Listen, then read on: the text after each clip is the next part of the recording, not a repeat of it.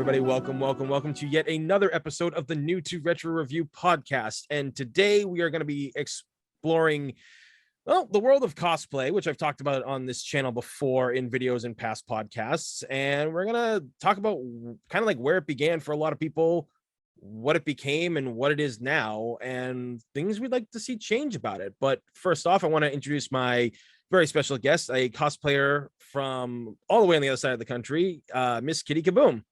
Hello. Thanks for taking the time to join me today. I greatly appreciate it. Oh, no problem at all. So I guess like the big thing, we start off with, as we were talking before we began recording and stuff like that, you and I have been around this convention for a long time. So the convention scene, like, when did you exactly begin all this? And like, what like sparked your interest to be like, I got to do this? Well, my cosplay career kind of accidentally exploded decades ago. I guess my first official appearance in a cosplay was at San Diego Comic-Con in 2001. And Wow. I didn't even know the word cosplay even existed. Okay. I went up there dressed as Mai Shiranui, and my boyfriend at the time was dressed as Yun from Street Fighter Third Strike. And of course, I was Mai from King of Fighters and Fatal Fury because I'm a huge SNK fan. And our favorite game at the time was Capcom versus SNK 2. And those characters are in there. Yes, very much. So, and I could talk the whole time about that game, but we'll save that for another time. So we went on stage and did an entire fight scene as Yun versus Mai. And of course, I won at the end, and we didn't even know, we didn't even have the equipment back then to like record audio, so you couldn't hear our like clever little back and forth at the end when I beat him up. But it's basically he started fight with me because he said basically Andy Bogard was a loser. And that was the whole reason, like, I fought him through that whole thing. But I came out in a kimono and an umbrella like she does in the game. I pulled it all off. The crowd lost their mind. I did her taunt in game where she shows her bum to the audience. And I just got all these like screams and gasps in the crowd. And this is the first time I ever performed on stage. And, I did not know how many people were out there, but there were like 3,000 people in that auditorium. I had no clue. Back then, like that convention was big even back then. Oh yeah, Comic-Con was like a big deal. First of all, it was the only Comic-Con. Before every con on the face of the earth started calling themselves a Comic-Con too, there was only one and only San Diego Comic-Con. And, throughout the years, now everyone calls themselves a Comic-Con, and they kind of lost the charm of like their own individuality with their conventions because everybody now wants to be San Diego Comic-Con. Anyways, that's how my whole career started. I remember after the masquerade and the contest, like we didn't win, but we won over the crowd. And I still have the newspaper, the San Diego newspaper article with me on the front, me and my boyfriend at that time on the front posing in our outfits. Like I had a blast. And then I guess from there, people started, I told them my name was Kitty, and everybody started taking pictures of me. And they were like, are you on this forum? Are you a cosplayer? And I'm like, what? Cosplayer? You're in cosplay right now. And I'm like, I am. I'm just a fan. I just did this because I love the video games and I play in the anime I watch. And they're like, no. If that's what the new word is in Japan, because I've heard of costume play. I just never knew that it got updated, and is now referred to as cosplay back then. So again, it was all new to me. But it was all downhill from there because that's what started the cosplay career and opened up many doors of opportunity for me to do filming, acting, modeling, being in print, working with video game companies, and everything else I've done for my entire like cosplay legacy from that day in 2001 till now. That's really impressive to go that long, like all the way back then. That's incredible because as we both know, conventions and, you know, video gaming and nerd culture, even back in like the early 2000s, wasn't what it is now. It was still kind of seen as Absolutely. a It like, was so underground. It was still its own niche. It was its own genre still. It was completely underground still. And, you know, we had 3 whopping conventions like for the whole year in California.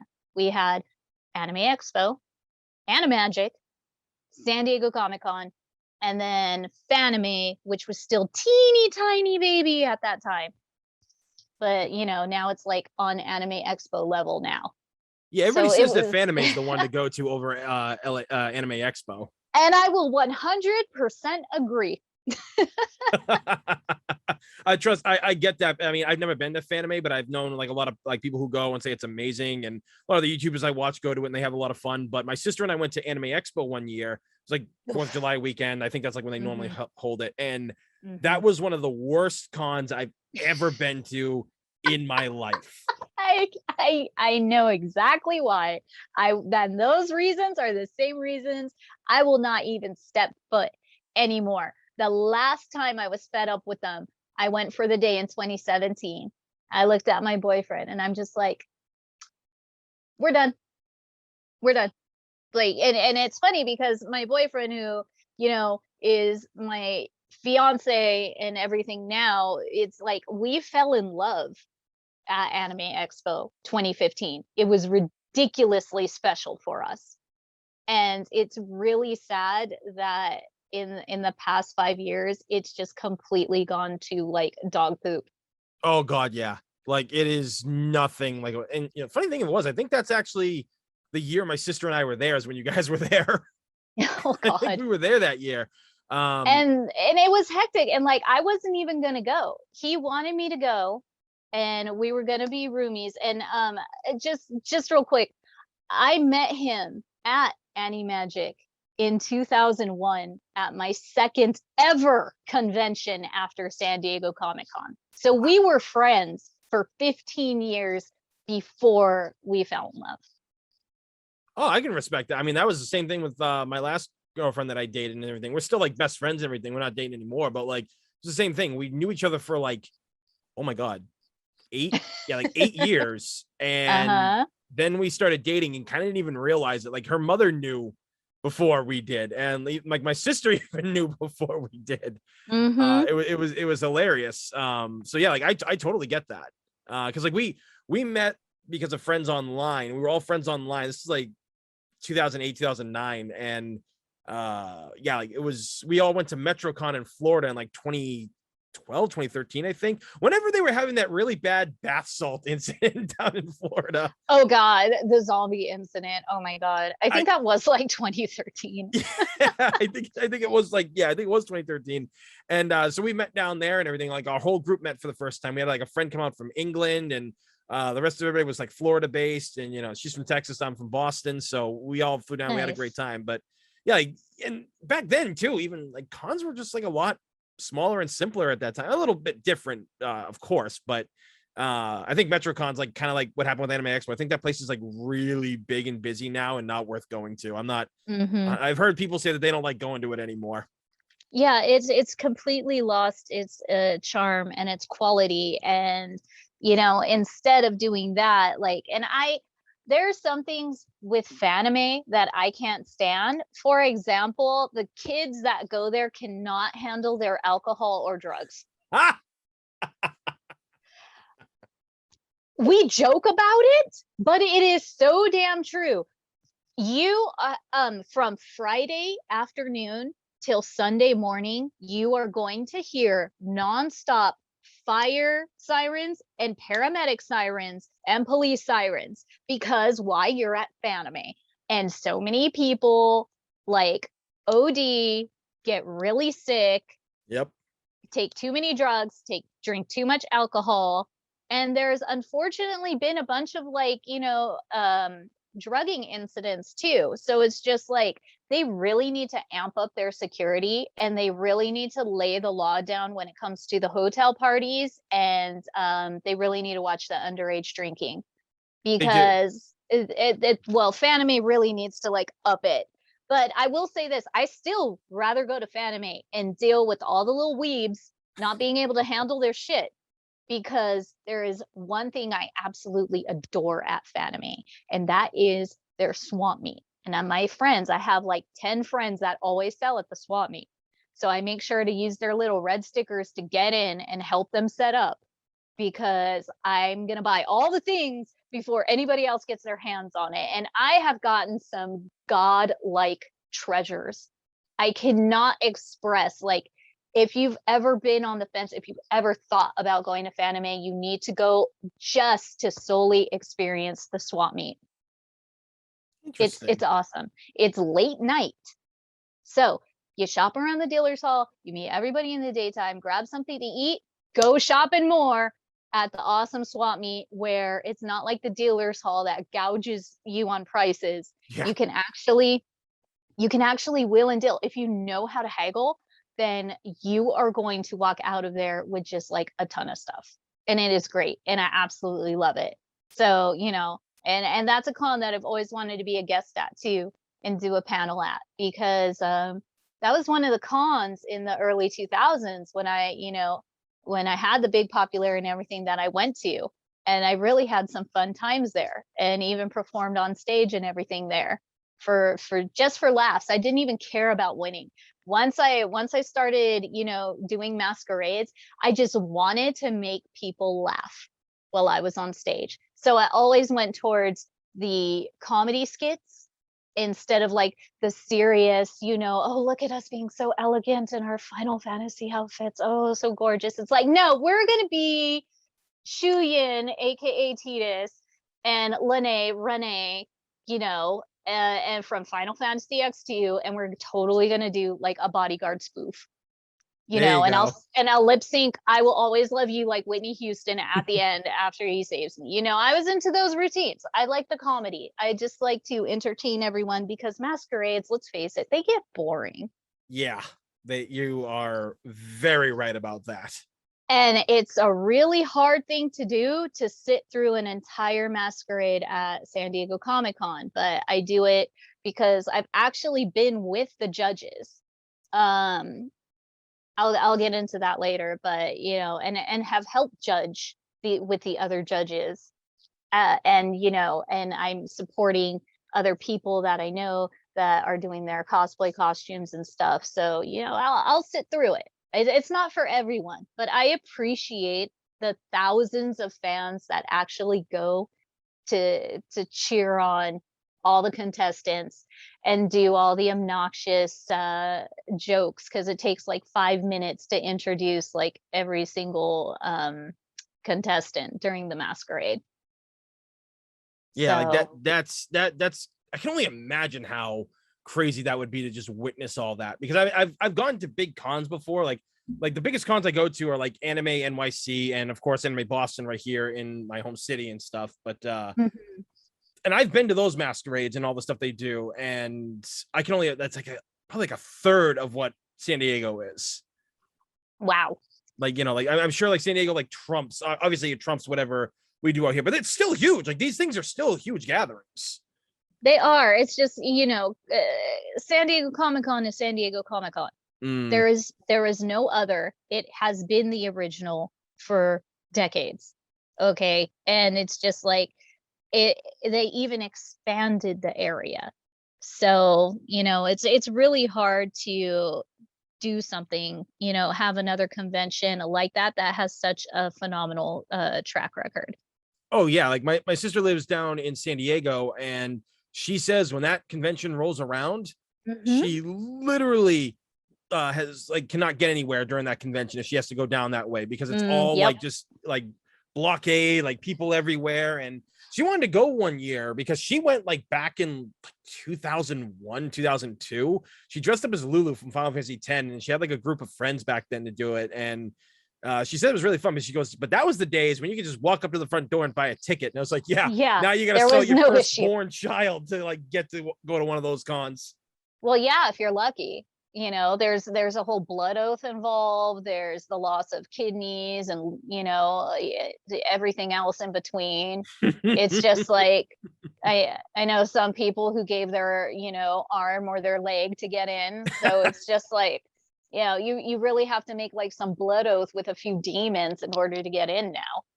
But I've been grateful because unfortunately COVID ruined my streak. But ever since 2001, I never missed a Comic-Con.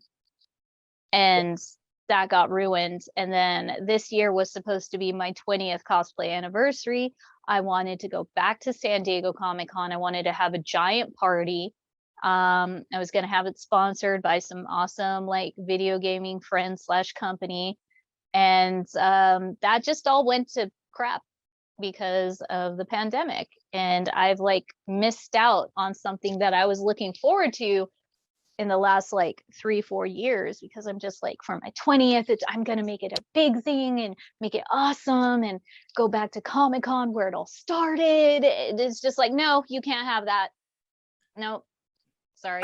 Yeah, I was kind of the same. I haven't really missed a con since 2003 when I started going. So when COVID hit, I was like, this is a major bummer. And then obviously, like, one of the other things that COVID affected was Evo. And I was thinking about going the year that Evo was happening because they were also celebrating Marvel versus Capcom 2's 20th anniversary. Yep. And I'm just like, I have to go to this. I gotta go to. I know I'll get my ass kicked, but I gotta go just for this. Maybe meet people that I really wanted to meet and stuff like that. Maybe Maximilian and the Yo Video Games guys are gonna be there and stuff. But like, I really wanted to go because Marvel is like such a huge thing for me. And well, then COVID was like, hell, you want to do that? You. And then all the other crazy stuff that happened that came out during that time too. I honestly am very, very, very grateful that the second to last, the last Evo in Vegas was like my best one yet. I was working at the Samurai Showdown booth. I had a whole Sam Show group of my friends. I had a whole cosplay group. Nice. Even a well-known gamer friend of mine, he was even in the group, like, my little brother too, like, because we all compete, we all play at Evo. I'm from the FGC. I'm from the fighting game community, and that's where a lot of my cosplay love came from. And because the cosplay community is just so saturated with good things, bad things, nonsense, and still like the old school people, I decided in the last like 4 years to just solely focus on what really makes me happy when I cosplay, and that is fighting games and fighting game characters. So which is like 95% of like what you do, pretty much. Like, yes. Because I just have always grown up loving those characters. It's because of these characters that I wanted to start cosplaying. It's because of these characters I would watch the animated movies, of them, like, the Fatal Fury motion picture, and you got like the Street Fighter ones and the Darkstalker ones, and they had, my favorite video game characters, and they're all animated out. They look phenomenal, and I just wanted to dress up like them and try to become them as much as I could in real life, because I love the characters so much. I grew up playing video games like many people did, and watching anime at a very young age. It's just part of life here in this family. Always has been since I was little. So it's like, I love these characters so much. I just wanted to, pay homage to them. And then I suddenly started getting a career from it. I started getting, like I said, filming jobs. And since I was a martial artist, I got to do stunt work in Hollywood off of my, cosplay and everything. In the early 2000s, you could find me on DVDs at Tower Records, Suncoast, and Walmart, and on like nice. martial art DVD compilations. And it was awesome. And it's just like, and this was all before social media. So it breaks my heart. Like, sometimes I wonder if I would have millions of followers now if I did all of this that happened, then. Like, I probably would have been more well known. But that was the great thing about cosplay back then. We didn't do it to get rich and famous. We just did it because we love the characters. We love working with our hands. We love the craft of making something, making a costume, making props, going on stage and showing it off. And back then, the great thing about being a popular cosplayer was that's how you gain popularity. You won awards for doing a damn good job. You look like the character, you act like the character, you brought it to life. It wasn't just standing there looking pretty. It was never about that to begin with, especially in a costume that you didn't make. Like, you would get crucified if you didn't make your stuff. Exactly. And they don't let people go into competition in store-bought outfits. But nowadays, it's just like everybody, especially if there's a cosplay prize and it's money, you get so many people shoving their kids in there and just with store-bought costumes thinking, oh yeah, my costume looks really cool, I'm gonna win. No, that's not how it works. That's how it never worked. Yeah, that's right. Because And like that's what you were talking about in that Twitter thing that you had. Like, because I didn't know Twitter could do rooms and stuff like that, and that was like one of the main things you mentioned. Where I was just like, finally, somebody gets it. People are like putting their kids in these things, and people are just buying these store bought outfits and everything. You know? mhm. It's just like I'm really impressed, and I'm really happy to see the parents that encourage their children to create and make their own costumes. And I feel really bad when the kid doesn't win and they're crying, but I will walk over to them. And I usually have like these specialty, made certificates. When I would work with some out of state conventions, they actually would hire me to be on staff and a cosplay guest as their cosplay judge that ran and organized the masquerade completely. Because I would go to these cons and I would let them know, like, hey, this isn't really the best way you should do your cosplay contest. You should have these categories, you should do cash prizes. You have this big auditorium and you guys aren't even like using it correctly. You're using tiny panel rooms to run these cosplay contests when you have like access to a stage, and your staff knows how to do the lighting and do the audio. Like, let's make something happen here. Yeah. So, and I was happy that I got to work with those conventions. The guy who owns like 3 that I did all year round, like he let me be in charge, and they would get better and better, and then I would bring on the local talent who I saw potential in, and they were phenomenal. And when I decided I couldn't really go out there anymore, before COVID hit, as the last time I was supposed to be there, I was like, you know what, I'm going to put you guys in charge because you all are great cosplayers.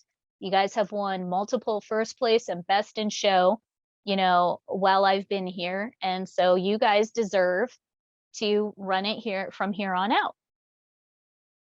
And, I left with them in charge. I felt good about it. I couldn't make it because I actually was going to Evo Japan in 2020. And so that it overlapped with this convention, and there is no way in hell I'm going to miss going to Evo Japan to go be at the SNK booth and cosplay for them as another Samurai Showdown character. And that's what I did. And the picture that you will see on this podcast is that character, and that is actually me at Evo Japan. I got to make a dream and a goal come true for myself, working for SNK, being one of their cosplay models at their booth. Because if it wasn't for SNK, where my Shiranui came from in the King of Fighters and the Fatal Fury and the Real Bout franchises, I would have not have been there, at Evo Japan. So it's just like 20 years later, I'm still cosplaying, and now I've made friends with the people at this company, and it was absolutely amazing. And then after Evo Japan, like the next day, we met up with some of the game developers because they took me to the Mikado arcade, which is where High Score Girl was originated from. Mm-hmm. And the mascot of Mikado arcade, she looks exactly like the High Score Girl. And it's very uncanny, and it's awesome, like the homage they did for that anime off of this arcade. And I got to play there. I got to play King of Fighters. I got to play Virtua Fighter. And for the first time in my life, another dream happened. I got to play Bariki 1. And a lot of people don't even know this game exists. But I got to play in the Bariki 1 tournament that they had going on. And that was just the biggest dream come true for me. And I just look forward to getting back to that and going back to Japan many more times with all the friends I've made on Twitter, just to have like so much fun at their conventions and just get big King of Fighters and like SNK group gatherings going. Like that's going to be the goal whenever we're allowed to go back after the whole pandemic. Yeah, when everything winds down, we're allowed to travel again, because like that would be like, that's amazing. Like I wish like more people were passionate about like doing group stuff, because like I've seen so many groups that like I'm just like, you shouldn't be asking this person to join your group. Like they flake a lot, and you know that they flake. Like why? You got to get people that are dedicated. You got to like let them like, you got to get their credit card number for them if they're going to be involved in this. Like it's really hard to do that too, yeah, especially in this day and age. Oh my God. Oh yeah, it is. I mean, like two of the people that I work with that are two really good friends of mine, they do a lot of duo cosplays and stuff like that. So that works out for them, because they both try to plan around their own outfits, whether because they did Tifa, and she did Vincent, like she did a female version of Vincent, and it was great. And I actually got my friend to cosplay Tifa. She didn't think she could do it. And I was like, dude, you look like her. Yeah, might as well do it. And you've been wanting to get into fitness and everything like that. This could be your way to get into doing fitness. This could motivate you. And it did. Like she was like, I am so glad that you convinced me to do this, Tony. This is so cool. Like I love this character. And I was like, I know you do. That's why I told you to do it. That's always awesome. That is good to hear. It's just like, gosh, Tifa was one of my first cosplays. I have a crazy awesome story about that, but I'll save that for later.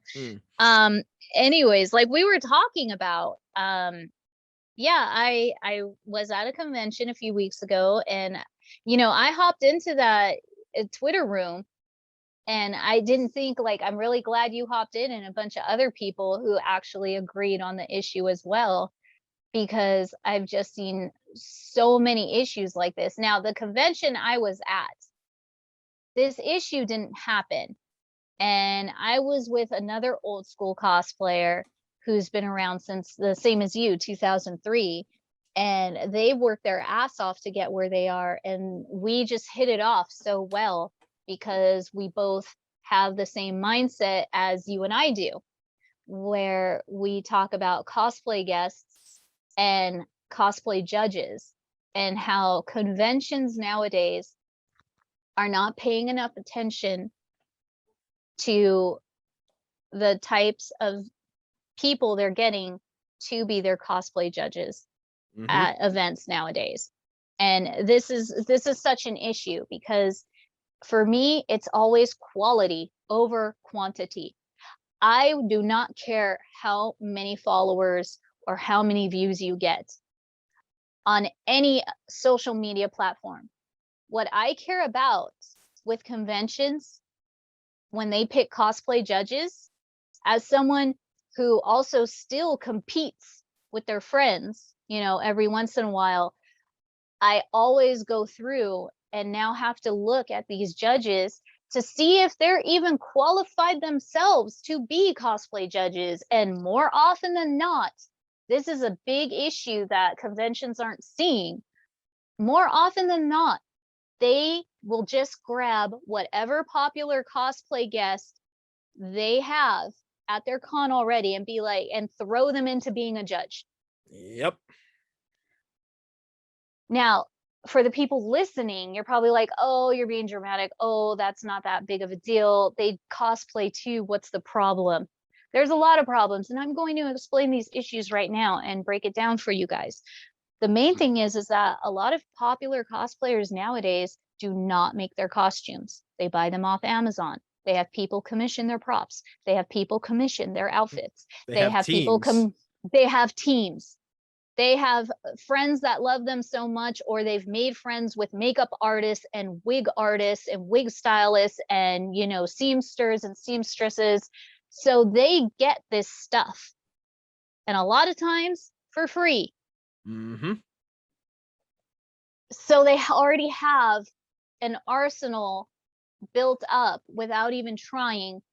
And this is why you see them every other post in a completely different outfit. But the thing is that, and that's fine. I have no problem with the online social media popular cosplayers until they start trying to be judges and not make their cosplays. There is so much effort, time, money, blood, sweat, and tears that these people do who compete in the legit cosplay competitions. Actual cosplayers who make their costumes, make their shoes, make their props, make their wigs, make as much as their cosplay as they possibly can.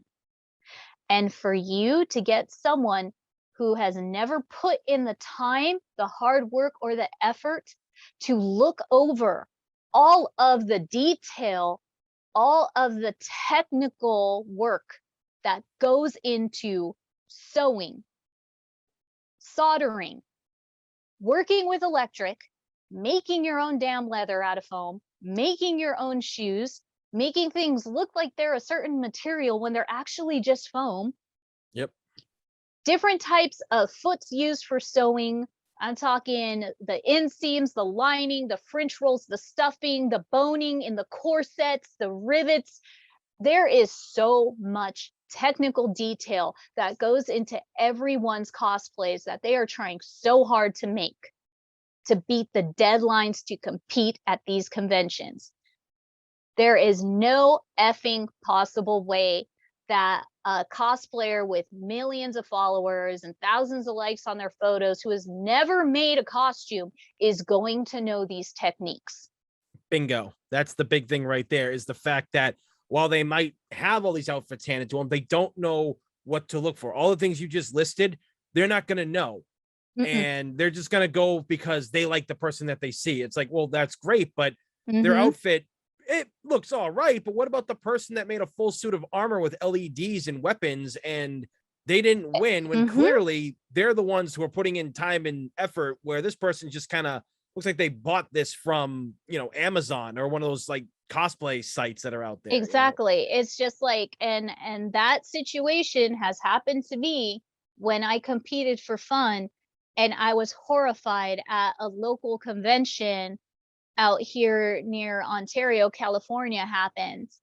It was another Comic Con, and the judges, they were just the cosplay guests for the day, and they came in, and I went through their Instagram pages, and some of the judges look like they purchased followers and likes, and the other, you know, they and almost all of them just, I saw no footage of making something, no progress photos on their Facebook pages of building any of their costumes or anything like that. So it's just like, how qualified were they actually to do this? What they chose were only Blizzard costumes, that one, because they loved Overwatch. And they even explained that for the reasons why they gave the awards. Now, they gave them to a bunch of novice cosplayers. I was one of the more professional ones there, and so were two other guys. One guy had a whole like Raiden from Metal Gear Solid, you know, glowing LED electronic opening and closing mask, glowing samurai sword. Like, he had it going on. I was like, he is totally going to win if he made all of that, and he deserves to.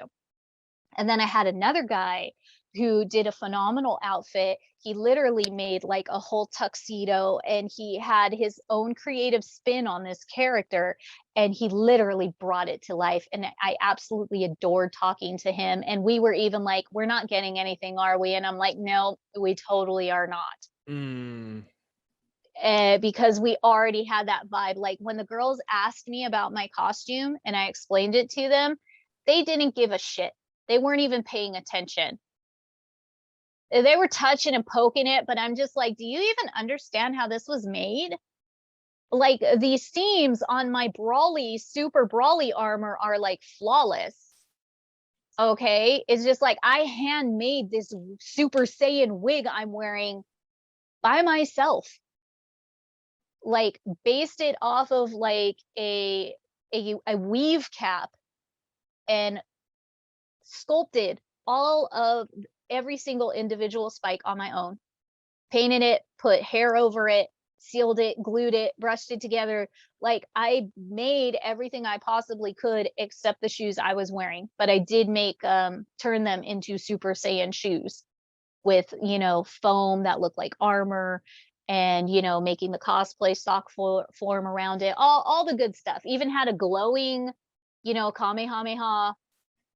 They did not even care. They didn't even ask how I made it or anything.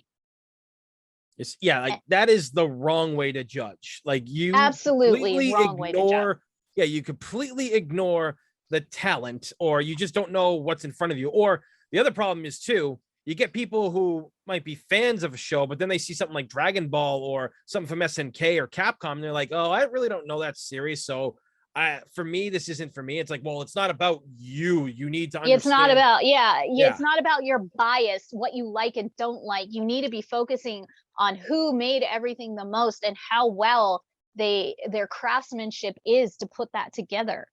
Their techniques they use, Yeah. how they make things look a certain way, how they sew things together, how did they, seal the foam, bend it to mold it so well, put like the leather paint over it to make it look authentic, like, the dry brushing technique. Yeah, I could go on forever, and these girls just did not give a damn.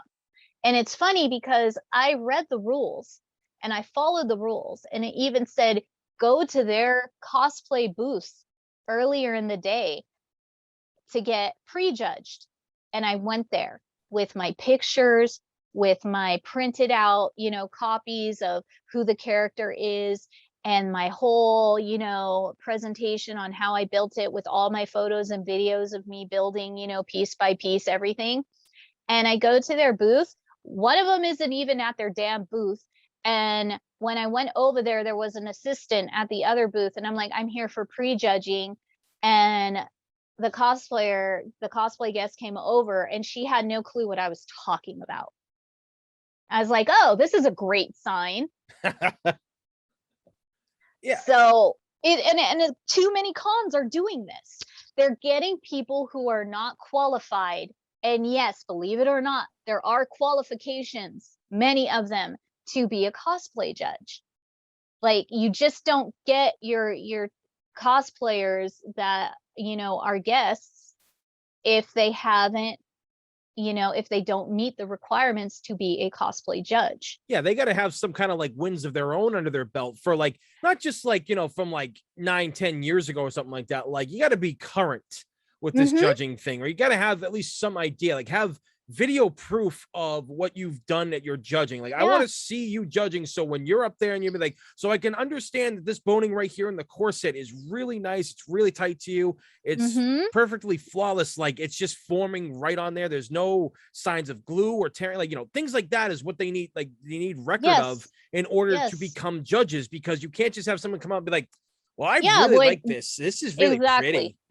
Yeah, if you're making armor out of foam, like, how clean are your cuts?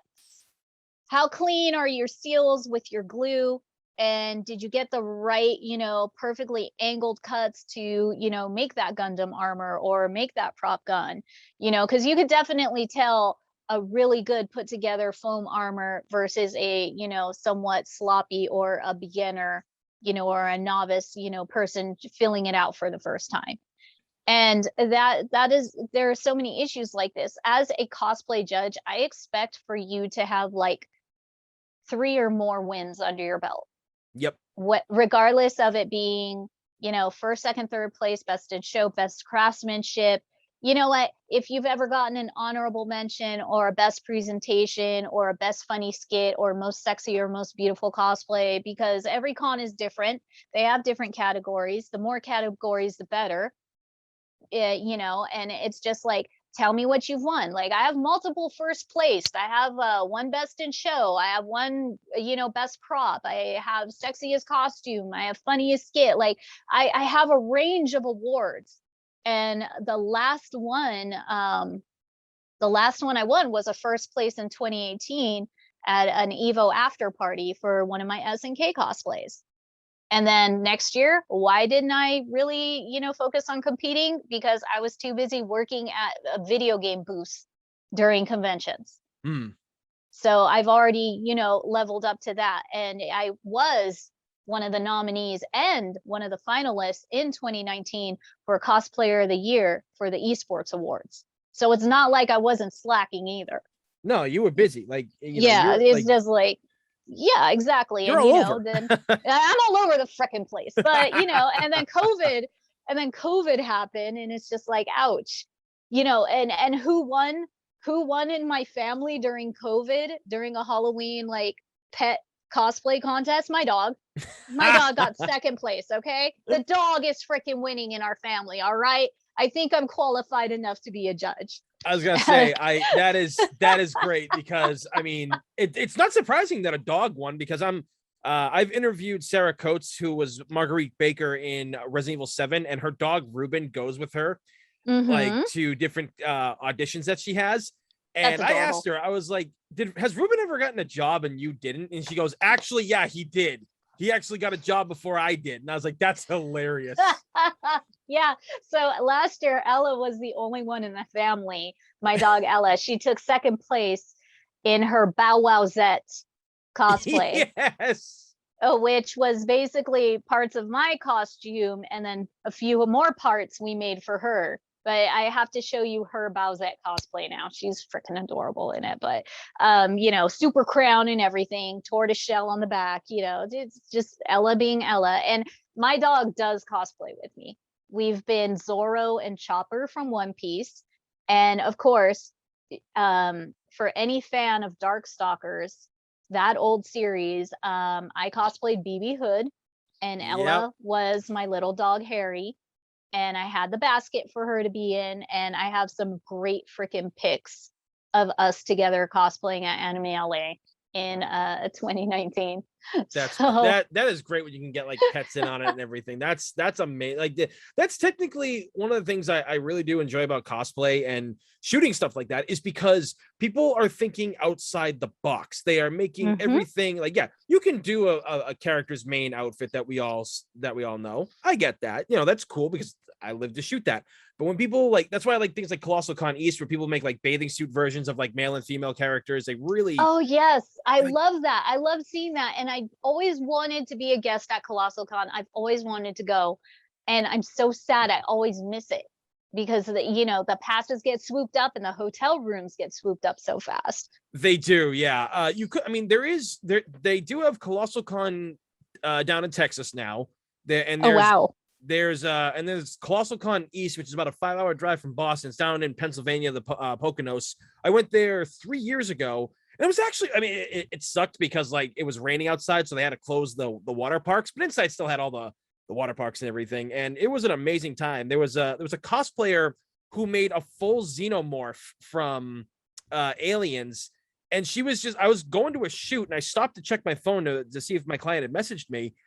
And I was all of a sudden, out of the corner of my eye, I'm seeing a xenomorph just swim through the lazy river. And I'm like, oh my God, that's amazing. I was like, that's straight out of the movie. Okay. Because yeah, like she actually made it so it could be like, she sealed it so like she could swim. Oh, that's sick. Yeah. So it doesn't get destroyed. That's awesome. Yeah. That's impressive. Yeah. So it's things like that really just make me love what cosplay can be and what people can do. But I think one of the things that I wanted to talk about is, and we talked about this a little bit earlier before we recorded, where, I know it's gonna sound strange, but where did things start going wrong with this community? Like where was the big change where it all just became, there's like a lot of negativity and a lot of backstabbing. There's a lot of problems with this community now than there ever has been before. And you've been around just as long as I have. So, I'll let you go for that. Well, the backstabbing has always been there, regardless. If before I get into it, I will say one thing. The harassment and the bullying has definitely been better than it was in the early 2000s, because even though 4chan and everything still exists, Mm, um people cannot be as evil as they used to be online on social media sites. that's correct. So that is like the best thing that has ever happened throughout the 2 decades I've been cosplaying. But okay, like I said, I'm from the FGC. That's the fighting game community. So I've adopted an old school fighting game community term because it does describe exactly what has happened and during that same time frame. So 2009 is when I saw it start to degrade and go downhill very slowly with 09er cosplayers. Now, 09ers is a fighting game term, but it works for cosplayers. You had certain cosplayers in 2009 start dressing slutty, and it was being accepted because people were getting hornier now. You know, the before we had thirsty, is just like that's what was happening now. Before, when cosplay was still underground and it was still wholesome as much as it could be, because I got crucified by people for being my haters back in the early 2000s always were like, oh, she does slutty cosplay, she's a slutty cosplayer. There was nothing slutty about my cosplay. I was 100% dressed exactly like the character. The Exactly. You were character was accurate to how she sexy. was drawn. Yeah, like that's and if Yeah, anybody's ever that's how it's seen, drawn. yeah, if anybody's ever seen Mai, you know exactly that she's covered up like 99% of the sorry, she's pretty much out there 99% of the time. There's that 1% where she's got that outfit where she is Mm-hmm. covered up and she's got the short hair. But seriously, it's just like, you know, I did Tifa, and I was called a slutty cosplayer. I was Kanu from Iki Tosin. I was called a slutty cosplayer. I did Felicia, 100% accurate from Darkstalkers, with no bodysuit. And I am one of the only girls that got the wig as poofy and high in 2002, and you guys still are slacking on that wig. There is no reason in this day and age in 2021 where you cannot have accurate Felicia super poofy hair. Exactly. Like, you know, and I did all of that. I made that cosplay. Yes, it was just fur around my body in certain areas, but I actually had to make my own liquid latex skin, pour it out, make the designs of it, flatten it out on a cookie sheet, let it dry, pull it off, and then cut the patterns out. Then take a bunch of glue. I'm sorry, cut the patterns out, hand sew all the fur very delicately through the liquid latex skin, and then glue it onto my body with the help of like one of my friends that I trusted. So, and this is 2002. Okay. That was a really expensive outfit because guess what? Wigs that I bought, I always did long hair characters. Back then, any type of long hair synthetic wig ran you $100 to $400. My Tifa wig was over $300. You can get it for like $10 free shipping off of Amazon or AliExpress right now. Cosplay was so much more expensive back in the day. And there wasn't as many options for stuff too. Like that's absolutely not. And this is why a lot of people use their real hair, because wigs were freaking expensive. Mm-hmm. We sprayed our hair with Halloween cheap ass spray color, okay? We styled it as best as we could as the characters because wigs were always over $100. And the other thing is that there were only a handful of colors. You had white, you had blonde, you had brown, you had orangey brown, and you had red. And then sometimes a bright blue or a dark purple and an obnoxious yellow. And those were pretty much all you had. So people were still struggling to paint their wigs or dye them certain colors. Yep. And wigs were not made as well as they are now. So a lot of times that whatever you tried to get it a certain color did not work. It was so much trial and error, so much money wasted. But this is what we did. We pioneered cosplay. So now that other businesses, like all these different wig companies and everything now, are successful today. Exactly. Like you guys literally were the ones that made these companies realize, hey, there's money in this to be made. Look at all these people Hey, doing there's this stuff. supply and demand. Yeah. Yeah. Hey, everybody needs 1,000 different hues and colors of contact lenses. That was another thing, you guys. It wasn't until like 2010 where I could purchase, actual red contacts, and they weren't going to cost me $400. Yeah. Oh my God. Oh Right? my. So Yes. I remember people buying those back in the day, and I'm just like, my God, like Jeez. you're spending that Yeah. much on Yeah. lenses and wigs. Like, damn. I mean, Mhm. like I shot a guy. I think he spent like this was like 2 years ago. No, sorry, last year, and he spent like $300 on the wig that he did, but it looked like real hair. Like he got it Mhm. styled and everything. So when he wore it, I was like, dude, that looks like your real hair. Like That's that's yeah. insane. But yeah, like back then, yeah, you're paying so much money, and yeah, it's crazy what that became. But like we were saying earlier, like things changed and things changed over time when it Yes. became mainstream a little bit. But then in like Mhm. 2009, 2010, you're saying you saw the change Yeah, too. Like I where? saw the dramatic change from the 09ers doing these slutty versions of cosplays or these raver versions of cosplays. And back in the day, if you put a bikini on and a wig and called yourself a cosplayer, we were like, shut the hell up, go away. Like come back when you make something. Okay. Just like throwing on a bikini and saying you're a certain like Love Hina character or something is not a cosplay. Exactly. And some girls would try to boast like, oh, I've made 200 cosplays, and we're like, really? It's just you and like 20 different bikinis and 10 different wigs saying you're this or this anime character or that anime character, and like, come on, be real. But in 09, what happened was is a lot of the late 90s early 2000 cosplayers got tired of all the bullshit, and they weren't running the events anymore. They weren't in charge of hosting. They weren't part of the community. Social media was slowly starting, and people were now finding different, ways and channels to show their stuff. And because the cosplay community in the early 2000s was so small and such a tight circle, I always say this and I will continue to. Just like in Pirates of the Caribbean, they weren't actually rules, but there were guidelines. Yep. And just like in the Pirates of the Caribbean, people followed the guidelines, even though there were never, like solid 10 commandments written in stone rules, but they were all the guidelines of the community we followed. 2009 hit, girls are like, I want attention. I'm going to wear a slutty outfit and say I'm this character. And I didn't make it, but I had somebody make it for me. And then social media hit. And from 2010, when Hollywood started taking over San Diego Comic-Con Yep. and the movie industry shifted dramatically to Marvel, to Harry Potter, to Twilight, we had Hollywood now invading Comic-Con and other conventions all around the states.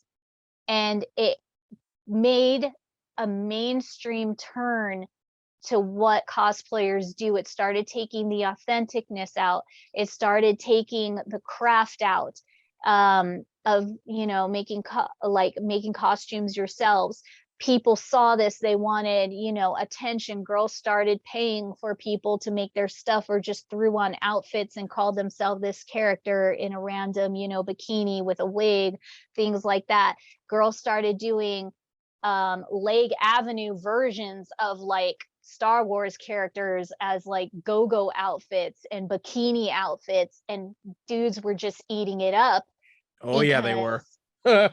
because the conservative side of cosplay, people didn't want to keep anymore.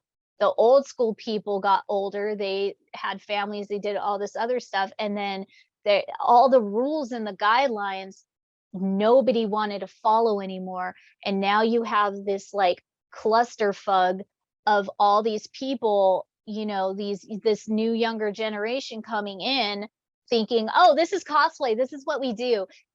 we don't want to make our own stuff. Don't hate on us because we don't want to make our own stuff. But now they're getting popular just in these sexy little outfits that have nothing really to do with cosplay. But nerds didn't care.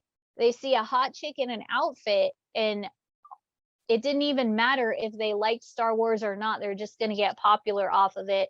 You could see it all on Facebook now. You could see it on Twitter now. You could see it on Instagram now. Oh, and yeah. it just completely, especially from 2010 to like 2013, you just got all these random people now who were like lingerie models and bikini models, or they just wanted to say they were models, and they're coming in and they're dressing up as sexy Marvel characters, sexy Star Wars characters. And, all of a sudden now there's just this whole blow up of just random cosplayness. You have the Marvel movies continuing to feed everybody now. Cosplay is now a mainstream. They're pushing it into mainstream, words and magazines and things like that. Yep. And all of a sudden, it just degraded in quality.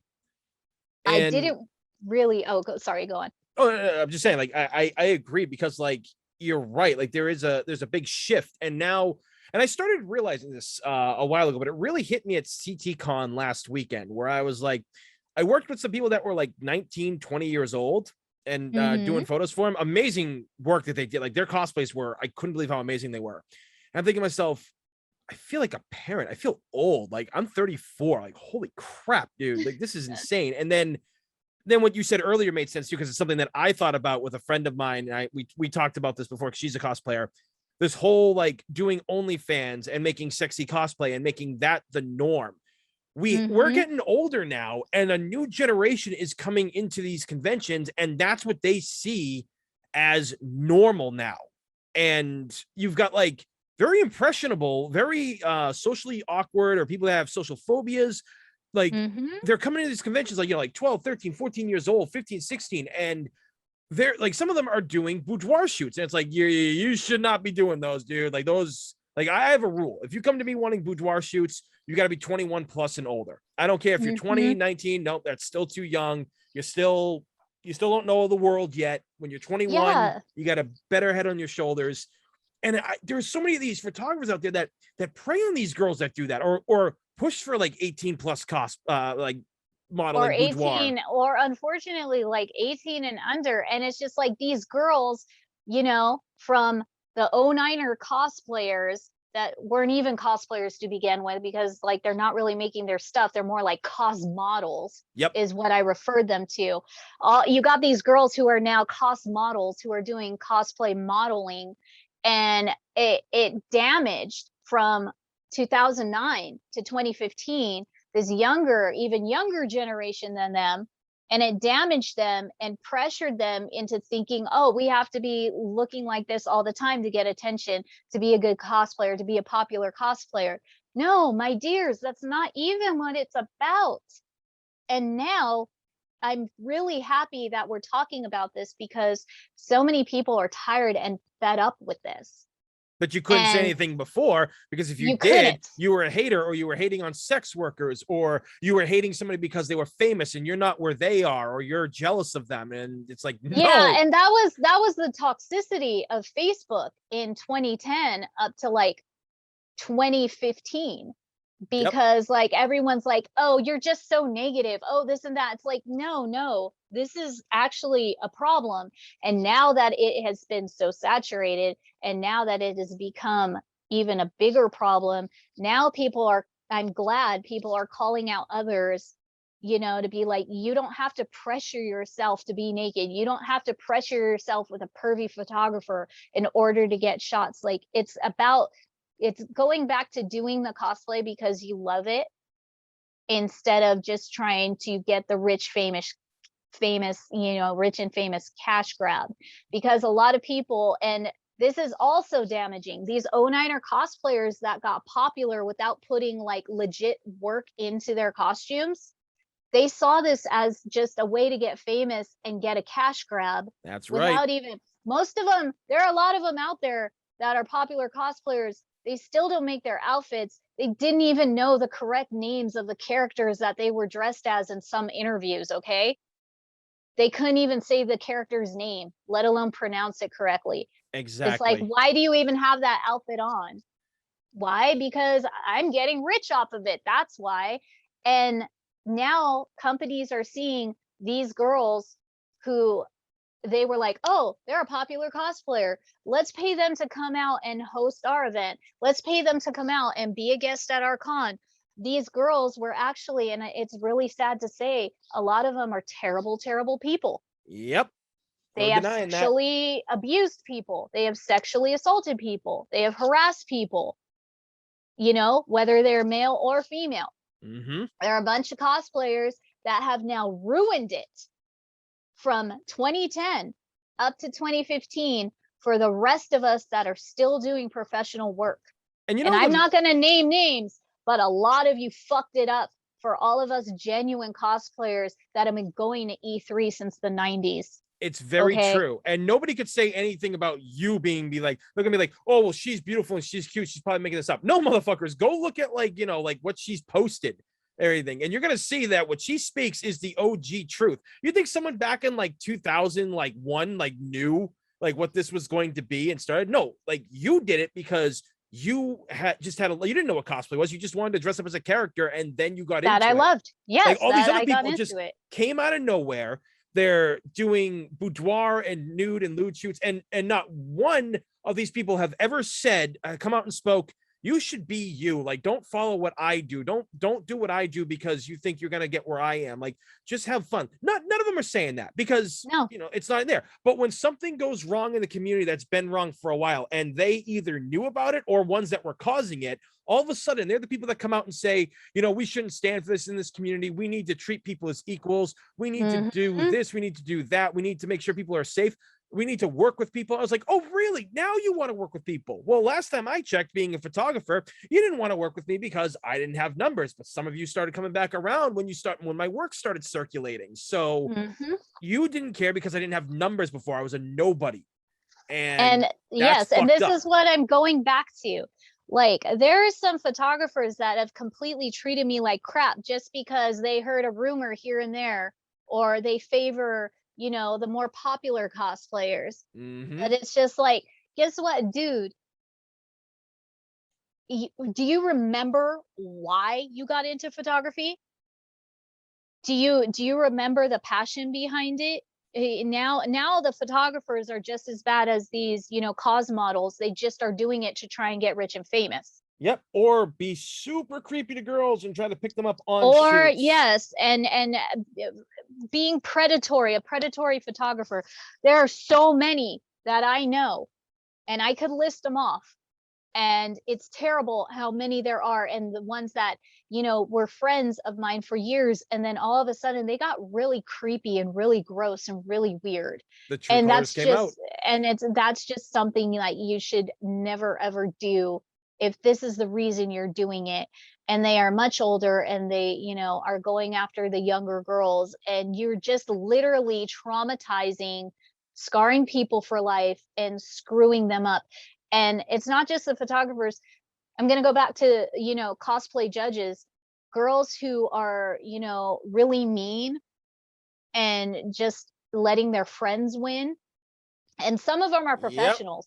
And here's the other thing. This is why I say do research, because you can have a popular cosplayer that has millions of followers, makes all their costumes, but they're actually a very terrible person. And there's actually been controversies, you know, behind some of those cosplayers that have staged and have purposely faked, you know, cosplay contests to only let their friends win.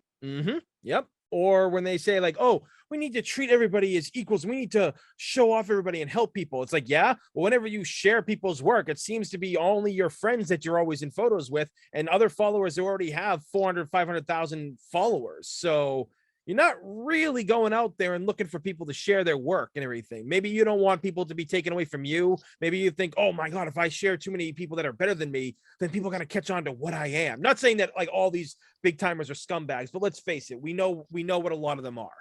We know what a lot of them are, and they've been around just as long as we have, and we know all their issues, and it's just like they can put on the fake act for this new generation, but the things that they've done to screw over other companies or other cosplayers or other people in the industry, word still gets around.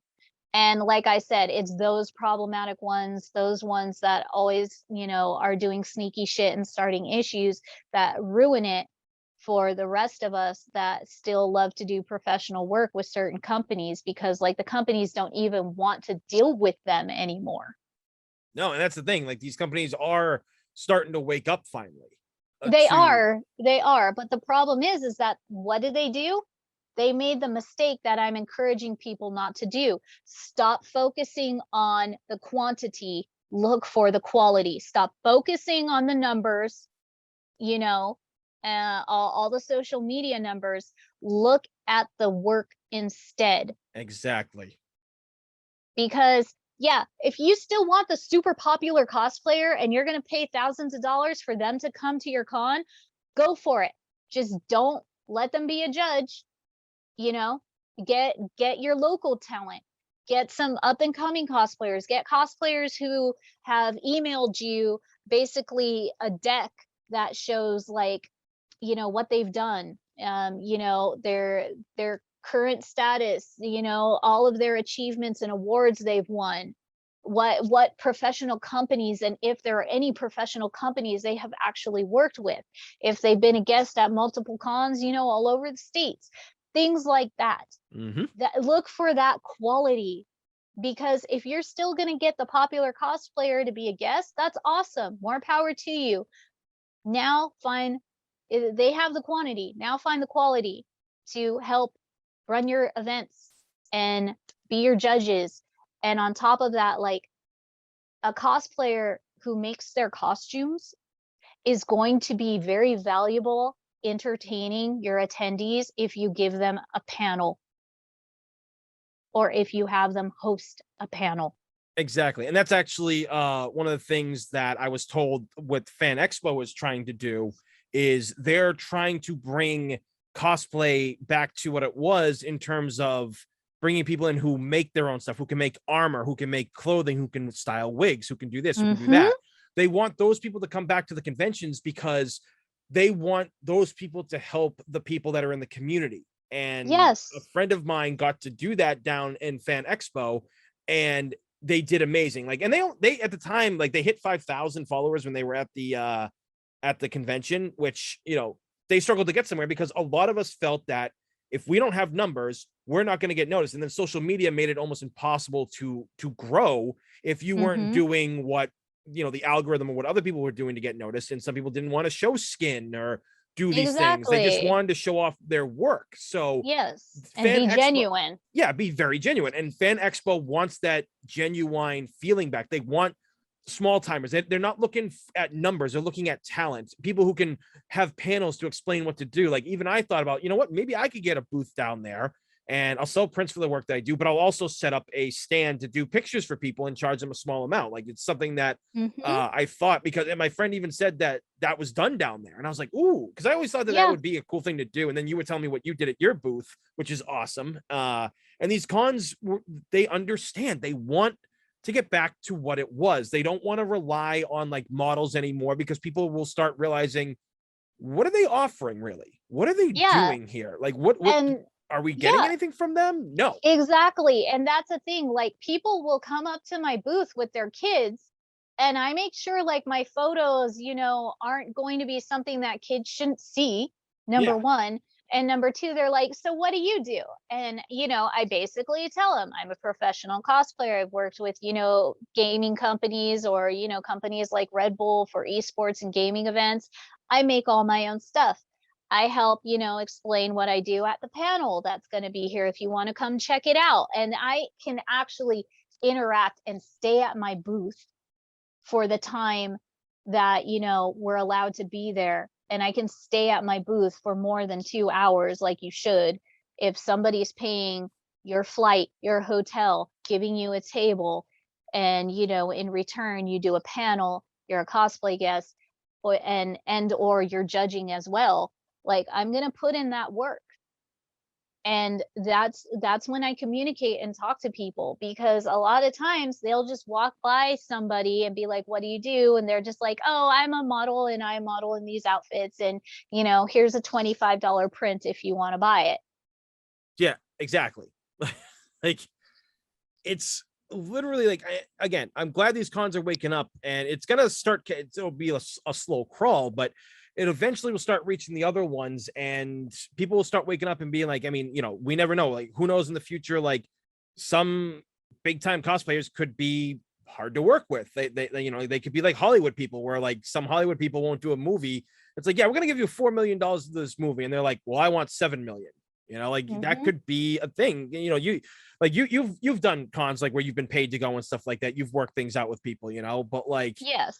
You're still, even though you're getting paid to go do these things, you're still about what it all means. And you're obviously Yes. been invited back to these things before because you're not a jerk Multiple about it. times, Yeah, because they're like, oh no, she can run this for us, she helped us with this, and then they get me hosting parties when Halloween's around and stuff, and it's like a great old time. And I do it because I want to show the newer generations, like, not to be so jaded with social media. And if you put your love and your work into your cosplay, you're going to shine brighter than somebody who's faking it on Instagram and just buying likes. You're oh yeah, going to get recognized, because like I was telling you, there's one girl I saw so much potential in. It breaks my heart because like she ended up just wanting to get rich quick pretty much. So and she just like overnight she went from like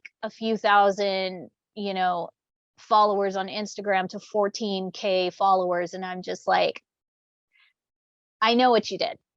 yep, I know exactly what you did, because there was not one viral cosplayer this person had done that warranted like 10,000 plus followers overnight.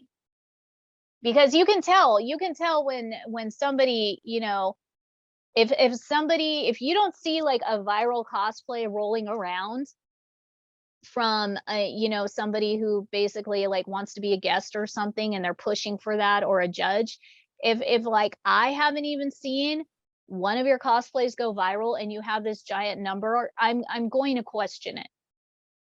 exactly. Yeah, Because you got to go on question it. these things. No, yeah, you got to question these things, because this is how things get out of control. People just look at the numbers, but then they're not looking at the numbers of the photo. They're just looking at the numbers of the photos. I mean, there's been YouTubers that I know that literally bought their views and their subscribers, and they get that like that silver button and everything. It's like, yeah, but Yes. dude, your videos only equal, like, you've got like 100K followers, but you're not even getting like 2K views on your videos or anything like that. And that's the thing, like, because social media, everybody focused on to be so important. Now there are companies that you could buy views, likes, replies, followers. So how can you even tell if someone is actually, if their work is 100% genuine? Well, guess what? You got to sit down and look at it. Yep. Not just a quick glance. You got to can't study. base that numbers. You need to study. And more times than not, you're like, hey, because I used to run events also. I ran Yaoi Expo, I ran Anime California, and I ran Hentai Con. And a lot, when we were running Hentai Con, oh my God, we had thousands of girls throwing themselves at us, wanting to be guests, and a lot of guys too.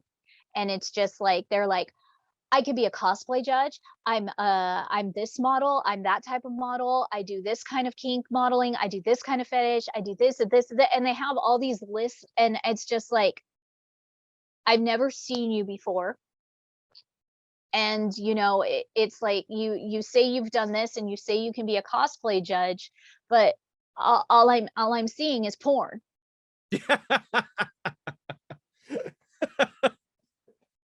And yeah, it's hentai con, but we want the good cosplayers that are doing like sexy and hentai based characters. And it was really, or it was more like I told them while we were running this convention, I'm like, stop focusing on the cosplayers.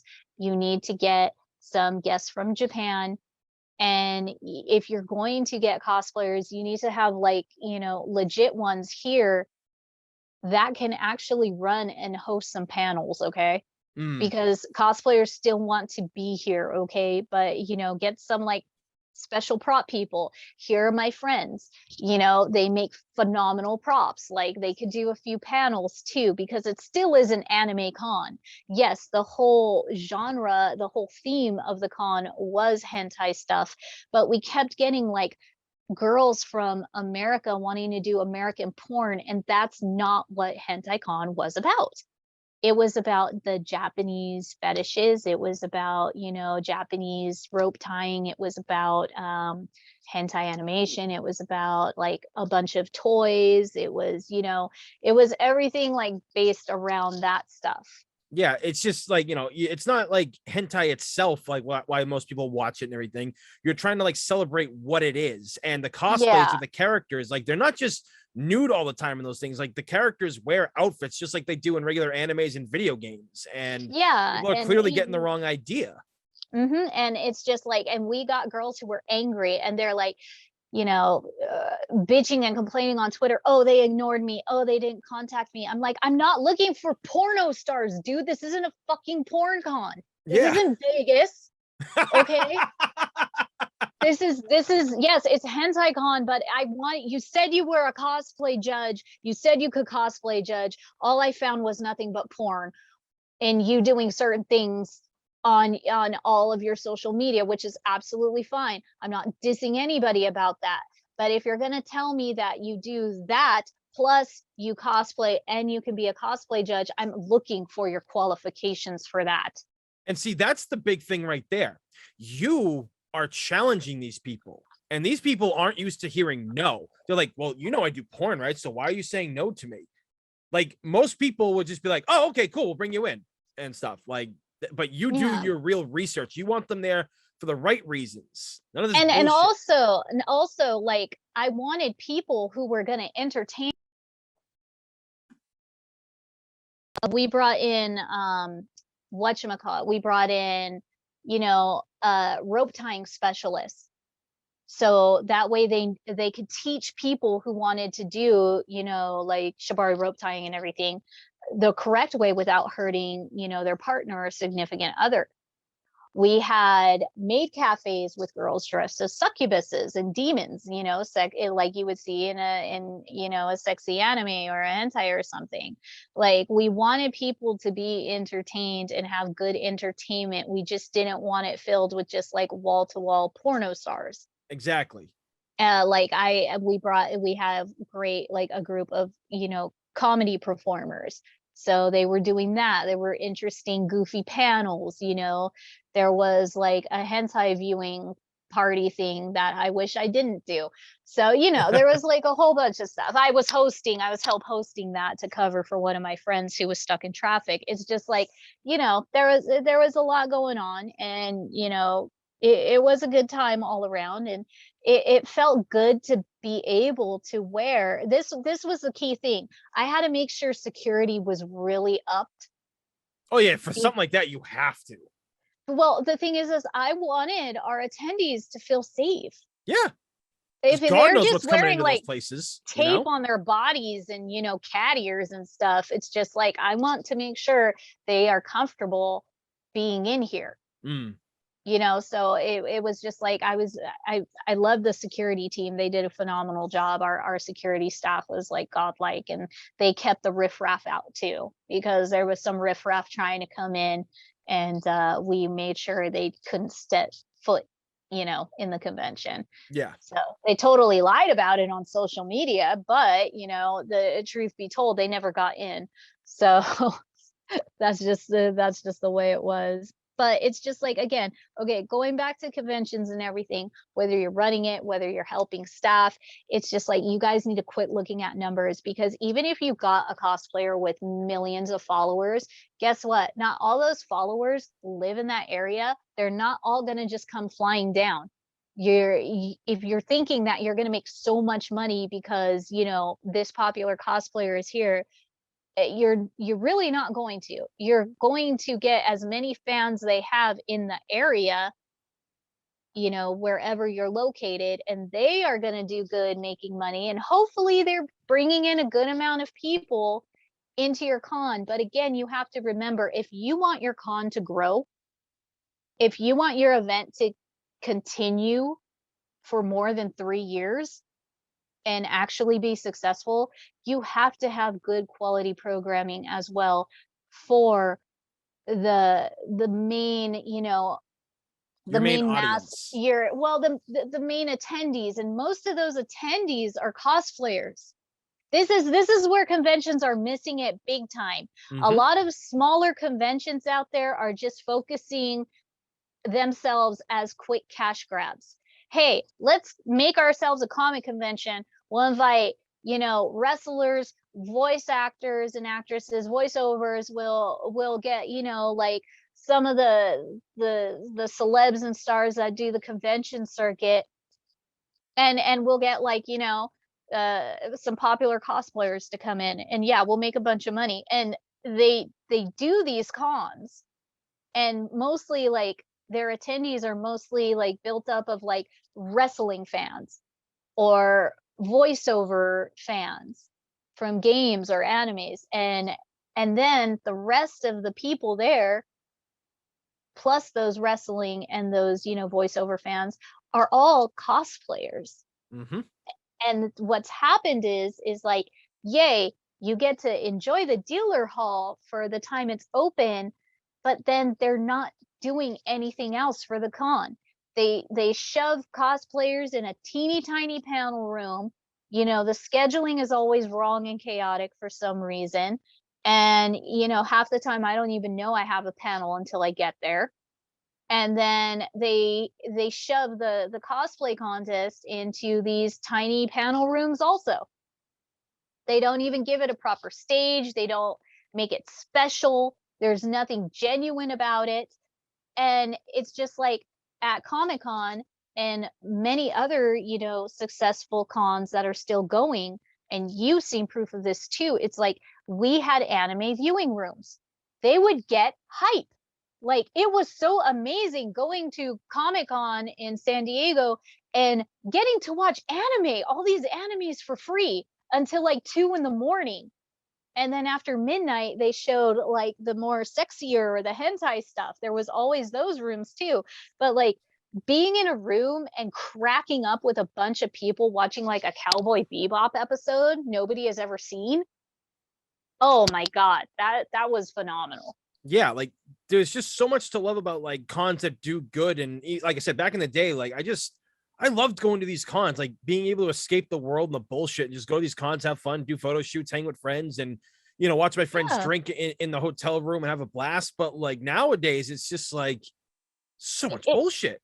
it's And just it's it's from just a everybody. cash grab. It's just a Yeah. cash grab. It's just like, okay, we shopped around, we got these people autographs, we took pictures with these wrestlers we love. Now what do? Oh, I guess we just go home now, because there's no anime viewing rooms, there's no after party after the cosplay contest, there's nothing else to do. There's no cosplay chess, there's no trivia games, there's no karaoke room. Nope. Like, you guys, this is what you need to continue running good conventions. You always have to make sure you have good programming, quality programming, because your attendees are just going to leave. And then if they're just sitting around bored because there's nothing to do, there's no photography area. Nope. All right, a lot of conventions could get photography areas sponsored by, you know, like comic book areas and stuff. Even if you, it just like, you know, Anime Expo does it now, Fanime is doing it too. They had stage prop areas, you know, different themed areas that you could take pictures in. You had like the Japanese schoolroom, you had the Japanese tea ceremony area, you had like a sakura garden, okay, you know, they that looked like a temple, you had a space theme, you had a evil spooky background with like a gargoyle and a fancy column, and then like a spooky background draped behind it. Like, these are the types of things you need to have to make sure your convention survives It's true. after 3 to 5 years. Yeah, you just can't cater to the norm or like what the norm is now, because that's going to bankrupt you or make you a place nobody wants to go, Because you're because just going to be the same as every other cash grabbing convention out there. Remember, this is a thing. It's like, remember when in the early 2000s, conventions had themes. They weren't all called something Comic Con, insert city here, Comic Con. yeah, Okay. They were like, Dino Expo, Sci-Fi this convention, that's right. Annie this, comic, they would have like Like comic Comicpalooza or Too Many Comicpalooza, Games or comic, Retro Gaming yes, Expo. exactly, things like that. And the only conventions that are still just staying in their lane are basically anime conventions and horror conventions. It's true. You're actually 100% right on that, especially the horror ones. I Because always see a new horror con popping up Mhm. everywhere with like a different name. Nothing is ever relevant or connected to any other con that's out there. No, and here's the problem. It's just like everybody, like I was saying, the 09er effect hit, Hollywood invaded Comic Con, and now everybody has to have their own, again, insert city Comic Con, insert town Comic Con. And it's just like a cluster of a little bit of anime, a little bit of comics, a little bit of wrestling, a little bit of this. And it's just like you're trying to appease so many groups that you're missing the genuine effect of what your convention could and should have been. Exactly. Like you need to establish an identity. And like I think one of the best things I loved before this stuff kind of became mainstream, you remember back in the day, like when you would be excited to go to a convention and hit the dealer's room and actually be able to Mm-hmm. get things for good prices Mm-hmm. instead of them being jacked up. Like I mean, I remember when the year Advent Children came to like America, I was at Anime Boston and I saw Cloud's bike from the movie and Mm-hmm. him there, and I'm like, that was like I think like $90 or $100. I'm like, I gotta get this, because we didn't have places really to buy those. I mean, Get like this stuff. Yeah. yeah, You couldn't trust online shops, especially back then. eBay was so sketchy still. oh It god, is was it ever? and Yeah, it's just like the best bang for buck deal was yeah, to go to a dealer's hall and get something from Japan that you couldn't find.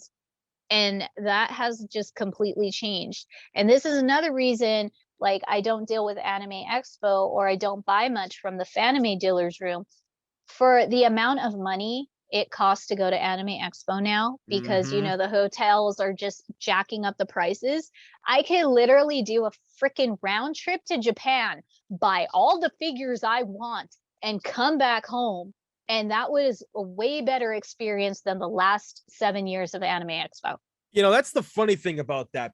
I've actually heard that before. Like when people started complaining about Anime Expo, they were like, yeah, I can literally go to Japan and buy things and have a better time there than the money I Mm-hmm. spend here, because the money I spend at Anime Expo, I can go to Japan. I was like, holy shit. No, And it's true. It's 100% true. I freaking did it before the world locked down. yeah, Okay.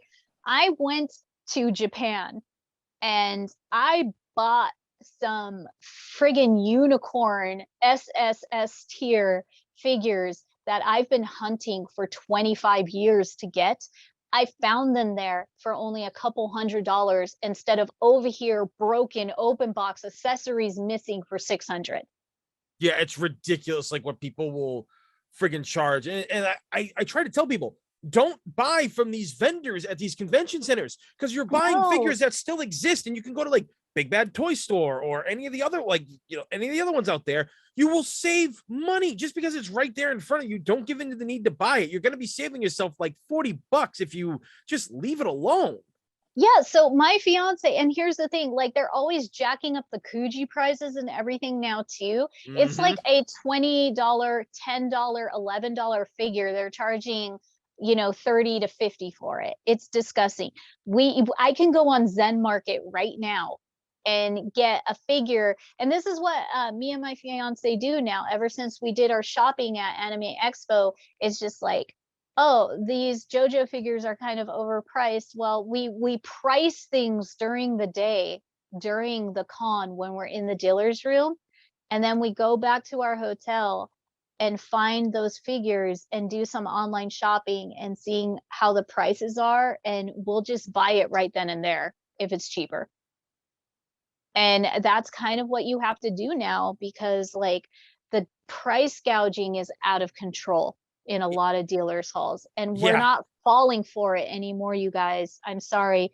And I know shipping is a bitch right now and everything is going up because of conventions, but it's just like you really there's got to be a happy medium price where you're not gouging too much and you're still, making your money back without charging like $400 for a figure I could get for 80.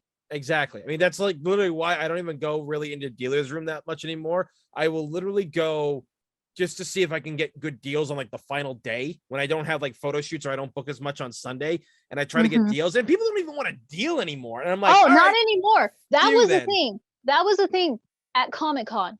Remember, if you remember like San Diego Comic Con, like I always waited till the last day to do my shopping because that's when all the deals happened. That's when everything was still there. Everything was still on sale. They were too tired. They didn't want to pack it up again. They just wanted to get rid of it.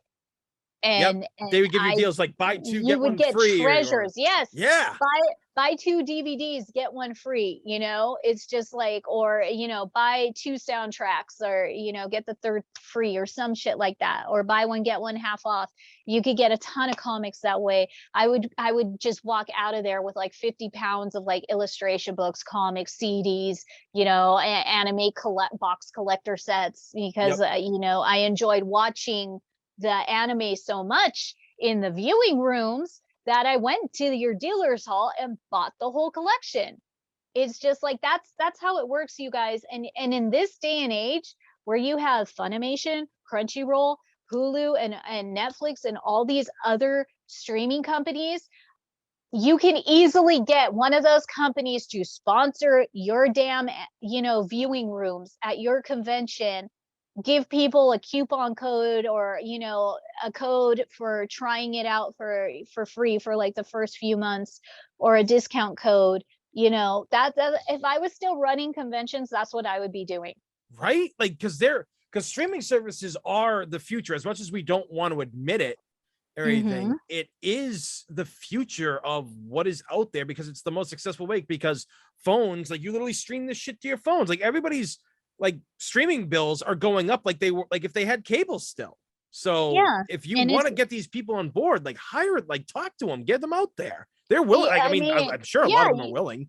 get some kind of sponsorship going on, like, and especially nowadays, I know Crunchyroll and Funimation are doing kind of all right, so I'm sure they would be, happy to do like, hey, this anime room is sponsored by, Funimation or Crunchyroll, and they're just, streaming anime 24/7 in this room nonstop, so you could try it out and see a little bit of everything they have. Like, that's the kind of stuff these conventions need to do, these, especially the smaller to the medium Yep. sized ones, because they're actually just, again, I'm not seeing anything of good quality. I'm just seeing basically cookie cutter cons now. In They're many all ways, just yeah. trying to be the same thing, and with doing that, I don't want to go back to your convention, No, like, because there's got to it's be a reason for you to go to these cons. You can't just be copy what everybody else is doing. You have to have your own identity, and if you don't, then people are going to get wise to this shit. yeah, it's just like, hey, why are we wasting so much money on this small con? This feels like we just went to Frankensons for the day. Mm. This feels like we just went to this con last weekend. And that's the thing. There's so many damn conventions now. It's like every other weekend. Yeah. There's too many conventions, and once again, they're seeing it as a quick cash grab, and they're seeing it, as, oh, hey, let's do this because these are really successful. And then, they're there, or you go to that one and it's like empty and you're bored and there's nothing to do, and it's, hardly anyone's there, and there's no parties going on, there are no, evening dances, There's no tea party hosting. There's like no maid cafes. There's no karaoke rooms. There's no streaming rooms. There's no craft rooms. There's no workshop how to do this panel. Like, why am I here? Exactly. I mean, one of the things that I think really hurt Anime Boston back in the day, a couple of years ago, was the fact that they stopped doing the rave that they had because someone overdosed at it, I guess. And I'm thinking to myself, well, okay, I get it, but why would you stop that? Now, I guess like they hold it off site somewhere else, but it's like, no, we want to be at the con. There should be an area for this stuff and just people watching what's going. I mean, granted, you can't watch everything, but still, like you let one bad thing cancel like the most thing that Yeah, everybody's excited if for. someone is busted or ODs during one of the dances or the raves, then that's not, you know, the convention's fault. That was that irresponsible person's fault, and you need to up security when you're checking people in. That's right. That's how you take care of the problem. Screwing it and ruining it for everyone else, saying, oh, we're not going to do this anymore because some idiot screwed it up for us. No, you're like, okay, we're going to learn from this. We're going to buckle down on security. We're going to have rules at the door that everybody needs to follow. And if we see anybody that already looks like they're on something or drunk and they look too young to be, we are going to make sure they don't come in. Yeah, proper ID. That is how you take care of those situations when you're running a convention. Like, you don't make the rest of your attendees suffer, because now look what happens. People are talking about, yeah, remember when we used to have this? And yeah, it sucks. So we're not going to go to that anymore. Let's go to a con where we could still party in the convention, you know, after hours or in the hotel. Because another thing is, and this was a huge issue at Evo, their after parties are always off site. They're always near, like the costume contest I won. Like, there was a lot of issues with that costume contest, and I had to fight tooth and nail to get my cash prize, because first place was like $700. Yeah, it's worth fighting for. Yeah, it was. And Shouldn't have had to fight for it, but the shady guy who was also like owned a esports team, like, he refused to pay because they didn't do their marketing correctly, and he expected more people to come and to make more money for renting out the rooftop area of this like older rundown Fremont hotel rooftop that they had the contest at. And it was hell. And, you know, he screwed me and the other two girls who won second and third over. So I went to Twitter and let everybody know the situation, and he finally paid me. And then he tried to take the money away through my PayPal. oh, But like a PayPal dispute. yeah, he tried to dispute it a few months later. And luckily I took all the money out. And so he made my PayPal account negative. But, you know, joke's on him. I don't really use PayPal, and I basically just kind of made it so he could, you know, pay me. And I closed the account anyways. And, you know, PayPal just sucks to begin with, and I don't use them anymore after that. But I still got my money, and I still don't owe anything. So, you know, he tried to pull a fast one on me anyways, and it still didn't happen. So sorry, dude. You know, I won that money fair and square. And, you know, I used it for some awesome stuff. So I still don't have any regrets on that. But it's just like, again, shady off-site events. I want to be safe. I want Yeah. to be safe in the hotel I'm at. I'm paying a lot of money to stay at your, you know, at this hotel during your event. I want to make sure all the activities are in this hotel, especially if I want to drink and have a good time and not have to worry about my safety. And the best types of conventions are the ones where the convention center is always connected to the hotel. Yep. I mean, I And don't party or anything like that, but it just makes the most sense to keep everything corralled and together so you run into like less problems, you know? yeah, and it really works out that way. Like, a lot of conventions, and, you know, and the bigger ones too, they have stuff off site. but the only one that I've seen do it correctly and do it well still is San Diego Comic-Con, because the whole Gaslamp district, all of those blocks surrounding the convention area basically work as a team with everything going on. So I still feel safe running around the streets of San Diego at night. And I'm not too much of a partier, but I do like to run around, have some drinks, eat some damn good food out there, and go check out all these cool after parties and stuff that are always going on. Yeah. And I've never felt uncomfortable, and I've never felt like I was in danger, and I always felt safe doing so during San Diego Comic-Con. So they really do. They're still doing an awesome job with that. It's just like, if you can't get, the entire city to work with you doing your convention, at least try to get a good hotel with a convention center attached to it to do so. Because Exactly. those are the cons where people keep coming back.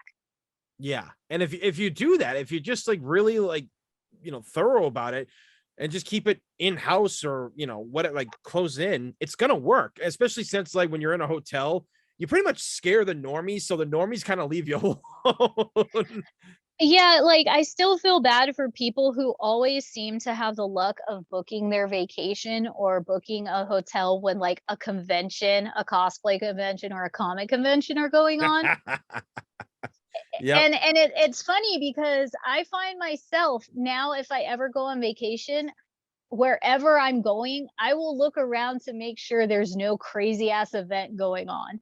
But guess what? 99% of the time I'm there for that crazy ass event. No, it's true. Like, I mean, I remember because I remember we were talking about Colossal Con East before this, but like we went there 3 years ago for Colossal Con East in the Poconos. It's at the Kalahari Resort. Very amazing place. Like our room was, we literally had 2 bedrooms. One of the bedrooms had 2 giant beds in it, and the other one had the master bedroom, and then the couch was a fold out. So we were able to fit so many people in that room. We only had like, 1, 2, 3, 4. We had 5 of us in there, which was perfect. But on Sunday, the normies got so upset by all the cosplayers and photographers. Like they went to complain at the front desk, and or no, what was it? Yeah, they were complaining about that, and they were complaining to security, and security decided to kick all the people who had cameras out of the convention area. And it's like, yeah, wait. shit. The water park is where we're allowed to be. These normies knew. An email was sent to everybody that was there that weekend saying there's a massive event happening, and I lost out on $300 on shoots that Sunday. I had a refund. I mean, Ouch. it was the thing. It was people were like, well, wait, there's an arcade there too, Tony. Couldn't you have gone and done that? And I was like, no, because everybody was in a swimsuit, and the swimsuit wouldn't really look good at the arcade, I feel. Because some people do actually like their outfits and base it around the arcade, which is really cool. Yeah.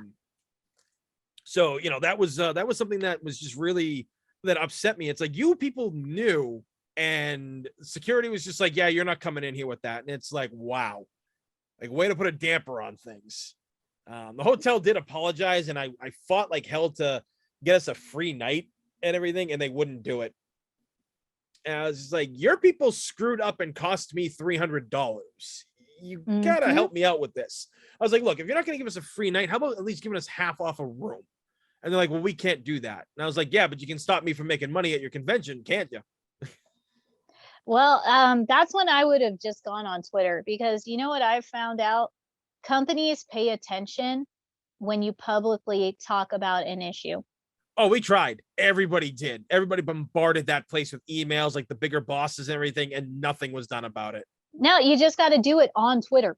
Oh, no, we did. It was on Twitter, too. Like, people were all over Twitter, like, bashing the Kalahari and for, like, what had happened and how nothing was, what do you call it there? Nothing was, like, done about it. And, nothing was, unfortunately, which really sucked. And that place looks so cool, too. Like, I still want to go to that con. Like, I really need to go. There are so many cons I haven't been able to go to, just because not affording it, here and there, doing so many other events. And you guys got to remember, for us cosplayers that actually make our stuff, that's where all our money goes into. That's correct. And that and booze. Well, for some. For me, it's like all my cosplay stuff, all of my fabric, all the machines I have, and you forget I'm in the FGC. I'm a gamer. I have all my fight sticks, all my consoles, all the Expensive fight games. sticks. Okay. It's just like, oh, I can make like 3 or 4 costumes because I know how to budget. Or do I buy this fight stick? Do I get a PS5 or do I go to this event? Do I get this camera or this computer? I'm doing everything my own. Okay. I'm doing it from my money.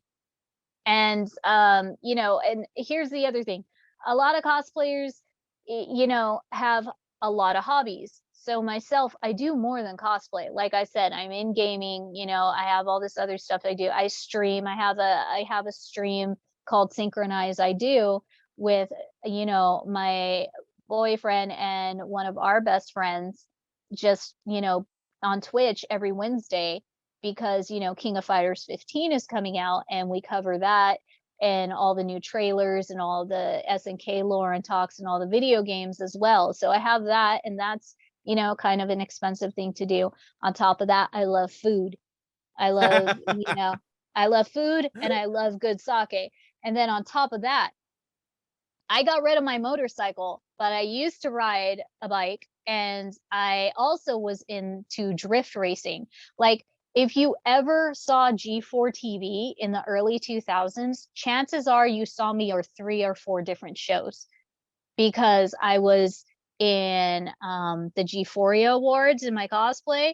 I was a model at drift racing events. So I got interviewed by G4 when they did the D1 and the Sweat TV shows. So you would see me there.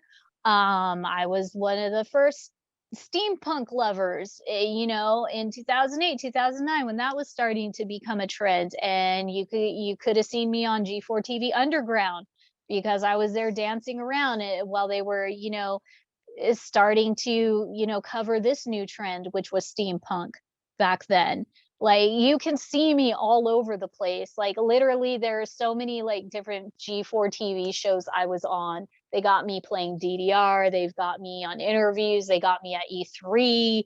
They've, had me, talk and be on their G4 TV interview show. I was interviewed on that. Like, I've done so much in the past because I have all these other hobbies I do too. And don't forget, one reason I was able to bring my cosplay to life is because I was a martial artist.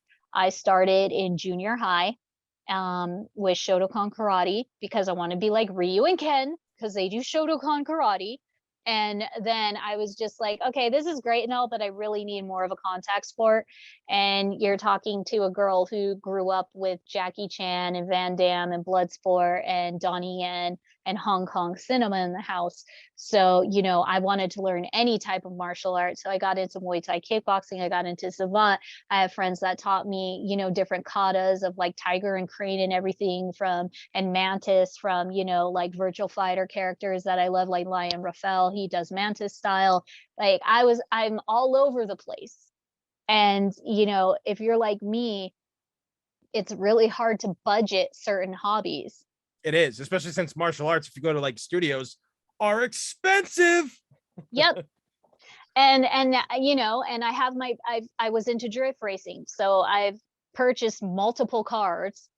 I'm on my 4th RX-7 right now. I have a 1988 convertible RX-7 FC in the driveway, and I've still got the daily driver, and which is just the Mercedes SUV and stuff for now. But it's just like, and then I still won't get rid of my old faithful con going car, which is my Infinity SUV, which I use it's like the beat 'em up car. Like, I could fit so many cosplays and props and crap in there. Like, I will just use that car as like the pack mule to go to conventions and meet up with friends and everything. But it's just like, and I did sell my bike a long time ago, and I'm glad I did. But I still want to make a Final Fantasy VII Advent Children bike one day. Oh hell yeah, dude. Just just kind of like fix the body up to make it look like clouds, but you know, throw on my Tifa outfit and drive around a con. And I've thought about doing it with like the spider or the slingshot just for safety. Hmm. Yeah, I would just, you know, it'd probably be like that tri spider bike is what I would use and what I would want to use to like drive around like a convention dressed as like Tifa, have a cloud on my back, you know. One of my friends who dress up as Cloud be like, "Hey, let's go drive around the con and get some like shits and giggles and get some like reactions out of people." That would be great at a con. Like seeing like little things like Yeah, that in like cosplay is like one of the best things about cons. I mean, I've seen what was that? It's like cosplays of someone did Al and Peggy for Married with Children. They actually got like they somehow got the couch from the show. It wasn't the actual one, but they found the pattern, made the couch, and they wow. had the couch on wheels at the convention, with just rolling it around and would Oh sit my God, down. that's insane. And I I was love like, it. yeah, I was like, this is good. I was like, you know what? Their cosplays are pretty much spot on, but the couch is literally like from the show. It's nuts. And then there was the guy that he was going around. He was Nixon's head from Futurama. And it's Oh just no, like, that was my buddy. oh, you Yeah. know him. Yes, I gave him like best in show, or I was either best in show or best craftsmanship for his Nixon. I saw that on like I think it was like on Twitter or something like that. Someone had like posted the video, That and was I was me. just, oh, was you? Yeah. Okay, I don't know, because well, I mean, you know how some people can like He screen he did, yeah, things. he did the speech. I got him doing the speech and going, "Arroo," you know, like yeah. I'll Yeah, go in no, and wreck that up the place. you know, Sam is an amazing cosplayer from New Mexico, and he does phenomenal cosplay work.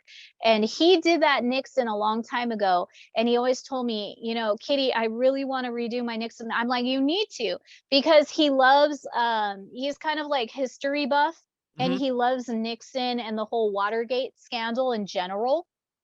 And when I was working for Red Bull at one event, they actually flew me out to cosplay for them in Washington, D.C. And the hotel that we were supposed to stay at, because they hired two of my other cosplayer friends as well for this event. And we were all different fighting game characters from the three main games that were in competition for like the Red Bull Underground event they had. So, Mm. anyways, what happened was is that the original hotel we were going to stay at, which was closer to the event, got completely full with all the international players that came in to compete. So they couldn't, it was filled up, so they actually bought us rooms at the Watergate Hotel, which is the like literally the best hotel I've ever stayed in, being any type of cosplay guest or having cosplay work. Really? Yeah, I got to stay at the freaking Watergate Hotel. I had a swanky ass suite, the whole Watergate house coat and slippers. Like they always filled up ice in my ice bucket. Like I wasn't used to being treated so well at a hotel. It blew my mind. And all the Nixon like history and memorabilia, especially like with little details in the room, like the coasters had all of his quotes on them. Like the pencils and the room key had like jokes and quotes about, you know, you're entering Watergate, shh, no secrets and things like that, like on the stationery and the coasters and stuff. So I definitely grabbed extra for Sam.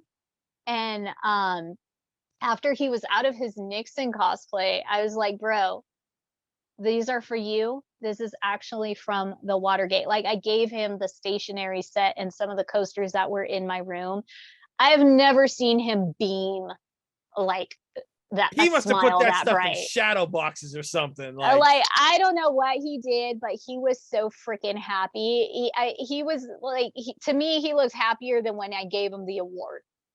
Like so I've and you know, he's not a close friend. He's like a cosplay acquaintance, but he's just one of the wonderful, talented cosplayers I have met on my travels of being a cosplay guest.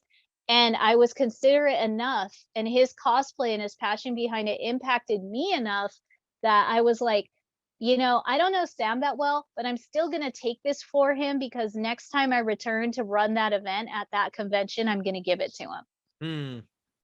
So Like, it's just, that's how I am. I try to be, I don't try to be, I'm a genuine person. And if I can do something for someone, I will.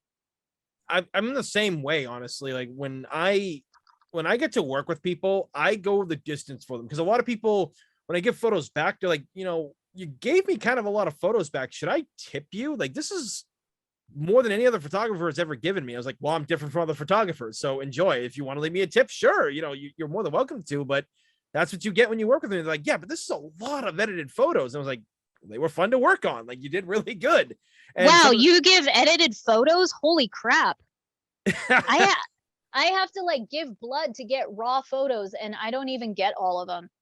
I yeah, just get whatever the photographer liked the most. I'm like, bro, there were some poses that I really like doing, and you're not going to give it to me because it's a bunch of trouble. It's just like, I even gave you an SD card. I even gave you a 1 terabyte, external hard drive. So you could just take all of this and put it from your camera into my drive. Like, what's the problem? the thing of it is, like, this, I've talked about this a lot, and I preach about this a lot, which is why I don't get along with a lot of photographers. There's literally like probably about 4 photographers that I trust to work with. Mm-hmm. And the thing of it is, a lot of them are doing this job for the wrong reason. They're being creeps, they're weirdos, or if you're not popular or super pretty, like they're gonna half-ass the work for you.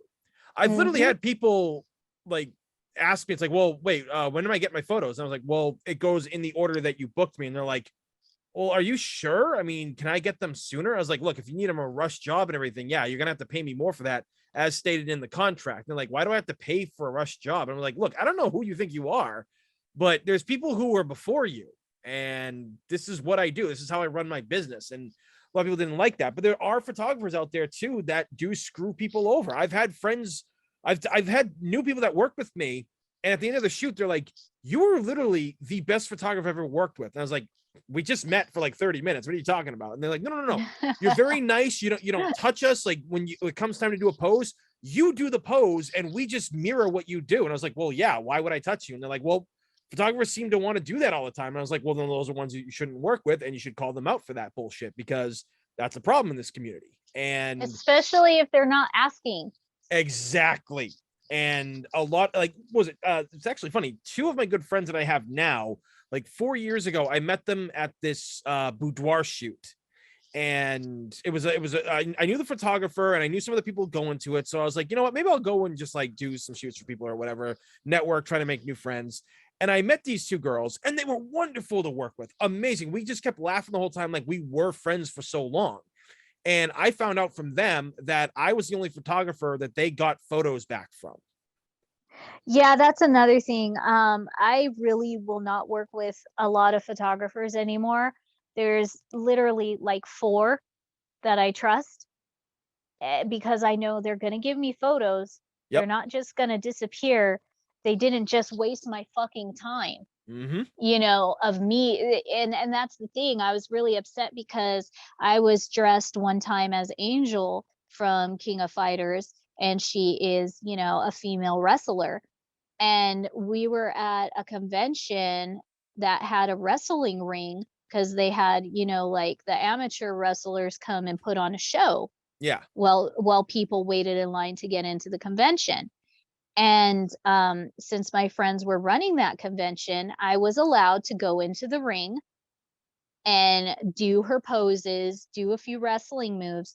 And this one photographer, he has all my freaking information, but he was like, oh yeah, this photographer, oh yeah, he's a good guy, yeah, let him take your pictures, blah blah blah. He took all my pictures of me like going, giving my all for this photo shoot. And that happened in 2016, and I have not one single damn freaking photo from that shoot. Mm. He never emailed me, he never contacted me. That stuff is what drives me nuts, because I pride myself on being able to get the photos back to people and watching like their faces light up and how much they love the work that I give back to them, because some of them are like you know, like they've worked with bad photographers like time and time again. They got recommended to photographers time and time again. I mean, I've literally had people who didn't want to work with me because I was a male photographer. And I asked, I was like, did you have problems before with male photographers? I'm Mhm. sorry if that was the case. And I was just like, look, if you don't feel comfortable doing the shoot with me, you can bring someone along, your husband, boyfriend, girlfriend, wife, whatever, you know, doesn't matter, friend if you want, doesn't matter, bring whoever you want, because they can help pose you and they can help like hold up the reflector and any lights that I have. And some Yep. people are like, wait, I can invite people to the shoot? And I was like, yeah, why? And they're like, well, some photographers don't want me to do that. And I was like, well, then you don't work with those ones. um it's amazing how some of these people act. They think that they can get away with it because they have numbers or they've worked with big names before. I've worked with some big names before, and I was like, okay, I'm not gonna let that go to my head because everybody deserves photos. Mhm. And see, like, it's just so many issues with that. And nowadays, I feel like it's harder for you photographers because now your competition is my new phone that, has a self timer on it, does portrait. I have my little, note pen. I can just click that and use that while I'm posing far away to, make my timer go off. And we have, ring lights and tripods that we can get no problem now. So you really need to just be a better photographer person Yep. in order to be out there now and get work and get paid for it, because now you have, a stiffer competition of people who just want to do it themselves. It's true. And that was like one of the big issues that I had with phones within like the last like 5 to 6 years, was that people were like, oh, I got this new iPhone, it does all this, and I don't need to hire a photographer to do this. And then there was like cosplayers that would just have their boyfriends or girlfriends just do their photos for them and wouldn't work Yep. with other people. And I was Yep. just like, look, I get why you probably don't, because you don't want to pay them any money like anybody else to do photo shoots for you so you can pocket all the change. I get that. But if you don't work with other people, then your style becomes stale. Like a lot of my friends, if they want to go work with other photographers, I'm like, yeah, go for it. And they're like, wait, what? I was like, yeah, you can go work with other photographers. I don't mind. I know you'll come back to me because you trust me the most. And they're like, are you sure? And I was like, go. Like, there's some things that some photographers can do that I can't. Like, go have Hmm. fun. And I mean, it's just, And well, that's another reason I quit working with so many photographers, because after over a decade, there are some that I know that weren't leveling up in their art, in their photography style. yeah. Like, the issue I've had the most with photographers is that they don't edit the photos that they take of me, and they just put raw, non-touched up photos up. And I've asked them to take them down, and one guy refused. He's like, I'm on the correct algorithm. I put it at this time and this date specifically. And I'm like, but I told you to give me the photos. It took you 7 months to give me the photos from the time that we took them. And in the entire 7 months, you didn't even touch up one damn photo. And I told you before you post them up, I want to touch up the photos and Photoshop myself and give them back to you. And he completely ignored and blew me out. All he wanted to do was become a popular photographer for cosplayers and build up his Instagram. And by doing that, you will also destroy yourself because you're not working with everybody. You're being selective. So you ain't going to make as much cash. You're not. And you know what? And it's just like, I make sure to credit the photographers who took my pictures. A lot of times I will admit I forget to do it, because I'm so focused on certain hashtags and what to say and what to do. And I'm trying to post something and it's taking too damn long. And, I'm in the middle of running errands. And a lot of times I will forget and I feel really bad, but then later I'll go back and tag them. Well, yeah, you go back and you fix the problem. Actually, like this is, I've actually had a lot of friends who have done the same thing because they're so busy and they do different things. Here's what you can do to solve that. You can literally just go to like one of those Word documents, like a pad on your phone, and write out everything, like the normal hashtags that you use for every cosplay. Mm-hmm. And That's what I you do could now. Yeah, exactly. Yeah, you just put like photographer. So when you copy and paste, you're like, okay, now I Yep. won't forget to do it. Because I told my friends to do that, and they're like, dude, why didn't I think of that before? I was like, I don't know, but I thought of it for you, so do it. Yeah, it does help, but and again, like a lot of photographers like I don't work with anymore, and people will be like, how come you don't tag your photographers in photos? And I'm like, I'm actually the one taking this picture. Yeah, I do the photos, and I always love that a lot of like people like when they're like you tell they're like they're creeps and weirdos and like they're doing all these things. So it's like you understand that some of these photos that are being taken by these girls and you don't see someone's like a photographer's name on it, you do realize that's probably their boyfriend or husband, right? So you're Mhm. kind of following them for the wrong reason. Yeah, I mean, honestly, like a lot of time people don't even think about that anymore. I have had a few very creepy or obsessive fans that never could care about the significant other. Oh, there you go. Well, I mean, I guess it's only And so it's just like that really doesn't matter anymore. I think for a friend of mine, it happened recently because she got engaged and announced it on her Instagram, and she lost like I think 400 followers, ouch. which is funny because like she's like Tony, I don't even show skin in my outfits. I don't know why I lost so much. And I'm like, because well, their You said fantasy you were was getting shattered. married. Yep. You said you were getting married. So And it's yeah, funny because it's never been like a problem for me. It's just like people know who my guy is. You know, he used to be a semi pro or on his way to being pro player in like Marvel versus Capcom 3 back in the day and stuff, but he's more of like a lab monster, and he knows his info, he knows his lore. So he's got his own little following and stuff. He does his own thing, and it's just like, but people who end up being like my fans actually end up liking him too, yeah, because they see us as the comical, like goofy ass couple. yeah, and like people are like those are the legit people because I've done the same thing. Like one of my friends, I've known her for like over a year now, and she's become like one of my best friends, and she's married. And we convinced me and one of her friends who she's known for 10 years who lives out here. We convinced the two of them to move to Boston. She's from New England originally, but he's not. And she was so worried that like we wouldn't like him or that I wouldn't like him because she's dealt with a lot of creepy photographers and guys that like ignored her husband. I'm like, dude, he's awesome. Like he and I like have the same type of humor and stuff. I mean, they're coming over this weekend and everything, like to do photo shoots, and then we're gonna be playing Nice. Mario Party all weekend. Like I have no like I'll admit I don't get along with guys easily because I find a lot of guys being idiotic and shit like that. I just don't click with them. I click with girls a lot easier. But if you're a good person and you're nice, and I got no problem with you, and like he isn't, like he's a funny bastard, and he loves that the fact that I care as much about his wife as he does because she's like one of my best friends now. And I want That's to see good. her. That's always good. Yeah, like I want to see her succeed and do good. And she comes to me for advice on stuff. And I'm like, well, I appreciate you coming to me for this, but you should probably talk to your husband about some of this stuff too. Like, I mean, because that kind of affects you guys more than it does me. But we got them to move out here because they were living out in like Washington State or Oregon or whatever. And they were like Mm-hmm. not happy out there. So Yeah. that's the thing. Like I try to get along with everybody, but I really don't ever get like not get along with somebody. And if I don't like you, you'll never know because I'm really good at faking it.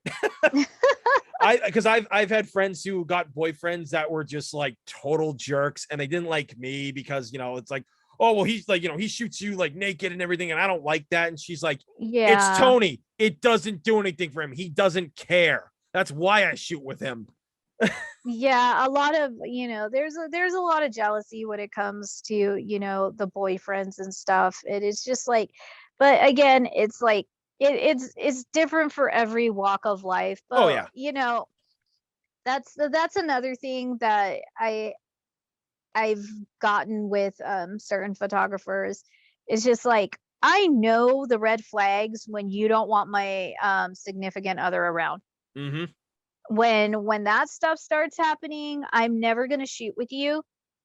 and especially if all you want to shoot with me is like lingerie and stuff, I just kind of laugh. I'm like, you really think I'm just gonna say okay? Yeah, Like, no, like, I well, got they're a probably used to tripod it. for that. I got a tripod for that, my dude for that, or I've got 4 photographers I love who I can trust, that I know I'm gonna get the photos like right after, or they're gonna edit them for me. Exactly. You You're know, not going to be waiting for him, or you're not going to worry like, what's this guy doing? Why is he taking so Mhm. long? Why is he not responding to any of my messages? Like, it's just, Exactly. you It's know, just, there's so many bad people out there. Yes, it's unfortunately ruined it for good photographers like yourself.